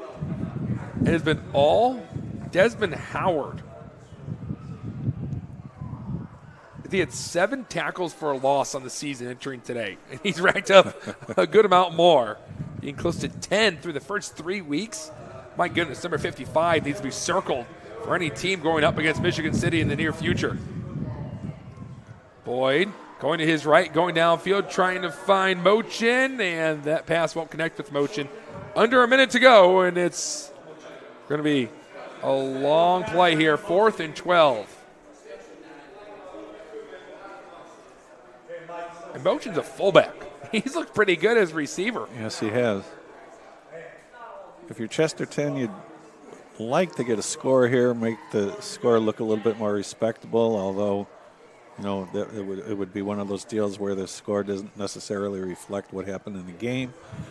But he's looked good throwing the ball. It was curious to see how Michigan City's defense would stand up after losing Adrian Holley this past year. Here comes the pressure, and that will end the game. And I don't know about you, Steve, but that last play really encapsulates what happened to Chesterton's offense tonight. Michigan City brought the pressure. The O-line didn't communicate, and Hunter Boyd had to pay the price for it. Michigan City is going to win their first conference game of the year and move to 2-1 after a couple of kneel downs. They brought the house. They did not want to give up any more points. I mean, even watching the film for Michigan City in their game against Hanover Central, that's what they like to do. They have a great first 4 men on the line, but then their linebacking core has done phenomenal all night, blitzing when they can. They find the holes, and Hunter Boyd, he is going to have nightmares thinking about all those Michigan City Wolves that got a piece of him in this contest. Yeah, that speed, they were getting to him quickly. That was the thing. Flag being thrown. Looked like too many men on the field for Michigan City. They'll back them up 5 yards. Dorothy. Are you saying that we should be seeing a woman on a bike flying around Ames Field right now? I have a feeling we're not in Kansas anymore. Hold on, Toto. And they're going to run the ball with Hart. Hart went with the read option, got a licking from a couple of the let's Chesterton defenders. Let's get one more flag in for good measure. A game riddled with so many. What's one more? They're going to call holds. Referees are like, how many flags can we throw in this game? If they were getting paid by the flag, they'd probably retire after this game. Yeah, Michigan City would have to shut down for paying them for all the flags. My goodness, if there was an over-under for flags being thrown, we would have hit the over in the first half. At this point, you got to think that Michigan City is just going to take a knee here, right? 48.1 seconds. Why risk injury? They're going to give the ball off. It's Fields. Correction, not Fields. That is Evans getting the ball, and he'll run it, and the clock stops exactly at 40 seconds. 1st and 25. Now it's 2nd and about 23, 22 here. So 1st and 35 earlier. Now we see 1st and 25. It's been that sort of night. 2nd and 18. But it won't matter much. Michigan City's job just finish up this game and walk out with this win. Hart will carry the ball, and he's going out of bounds. Why is he going out of bounds? There is no need. I think that's what everybody up in the press box is asking. At that point, you just got to slide down, give yourself up, and stay inbounds. But for Trent Hart, he made some mental mistakes today.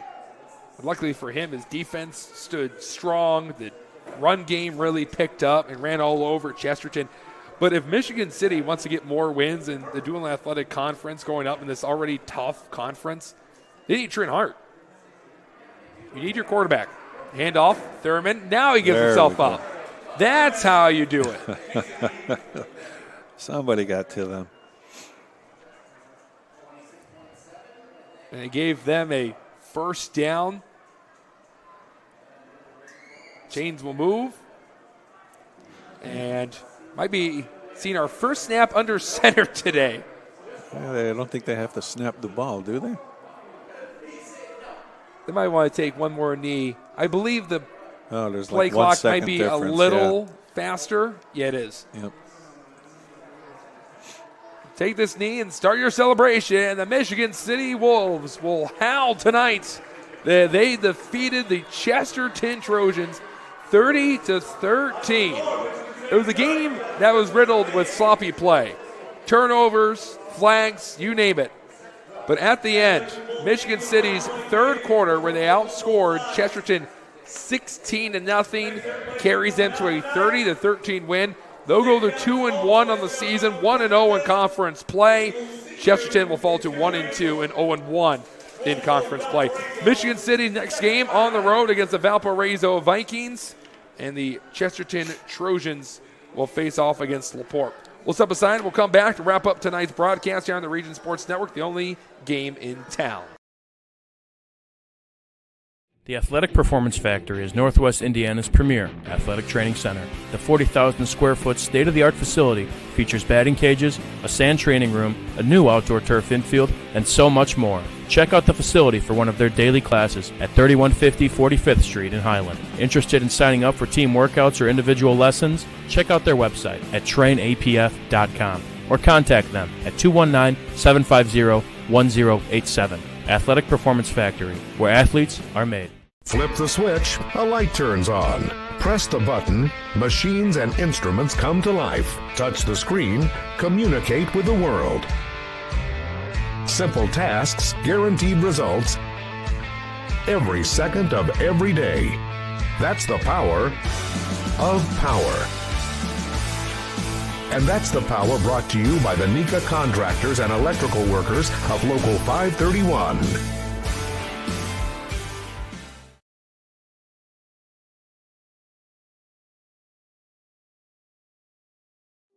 When it comes to your money, you deserve more than just numbers on a page.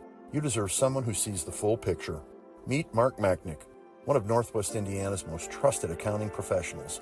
Whether you're running a business, planning for retirement, or just trying to make sense of tax season, Mark Machnick, located in Highland, makes it simple, personal, and believe it or not, painless. Contact Mark and his team today at 219-595-5290. Mark Machnick, CPA. Blythe's Team Sports in Valparaiso is a leader in athletics apparel and equipment sales. With in-house production including screen printing, trophies, embroidery, and more, Blythe's can help you to create the perfect look. For more information, visit them online at teamblythes.com. Blythe's Team Sports in Valparaiso, where the athletes shop. Back from Ames Field, and you look at the final score, Michigan City 30, Chesterton 13. Andrew Mile was Steve Bachalski, and Steve was all Michigan City after that third quarter, and they're going to be very proud of that win. And for Chesterton, I mean, that's one of the tougher losses I've seen in a long time. Yeah, not a typical Chesterton team there. And if you're Michigan City, even as sloppy as the game was, you put up 30 points. So that's true. You have to take that. You know, you take it with a grain of salt and understand that you're not going to get away with those things moving on in the year. But you have to be kind of happy and optimistic, knowing that even with all the mistakes that you made, that you could put up 30 points like that against a Chesterton team that had some fight in them. Well, the fun part about the Region Sports Network, you have the post-game awards that we have to hand out. And always, it starts off with the Crown Companies Lantern Man Superhero of the Game. Crown Companies have offices open from 9 to 7 Monday through Friday and Saturdays till 2 in Highland, Maryville, and Michigan City. And we wanted to give it to the entire Michigan City defense, but we didn't feel that was right for it being the player of the game. So we're going to go with someone that we said an awful lot, especially in the second half. Desmond Howard, he was all over the place, had a couple of key sacks, tackle for losses. At the end of the day, he was the straw that stirred the drink of that Michigan City defense. Sure. When Michigan City was finally able to start moving the ball and putting some points up, he was making sure that Chesterton could not answer back and was able to force sacks, force mistakes, force hurried throws, and was able to get the ball back in that Michigan City offense hands. Up next, it's the Blue Collar Player of the Game, brought to you by Boilermakers Local 374. Boilermakers Local 374. Earn while you learn with Boilermakers Local 374.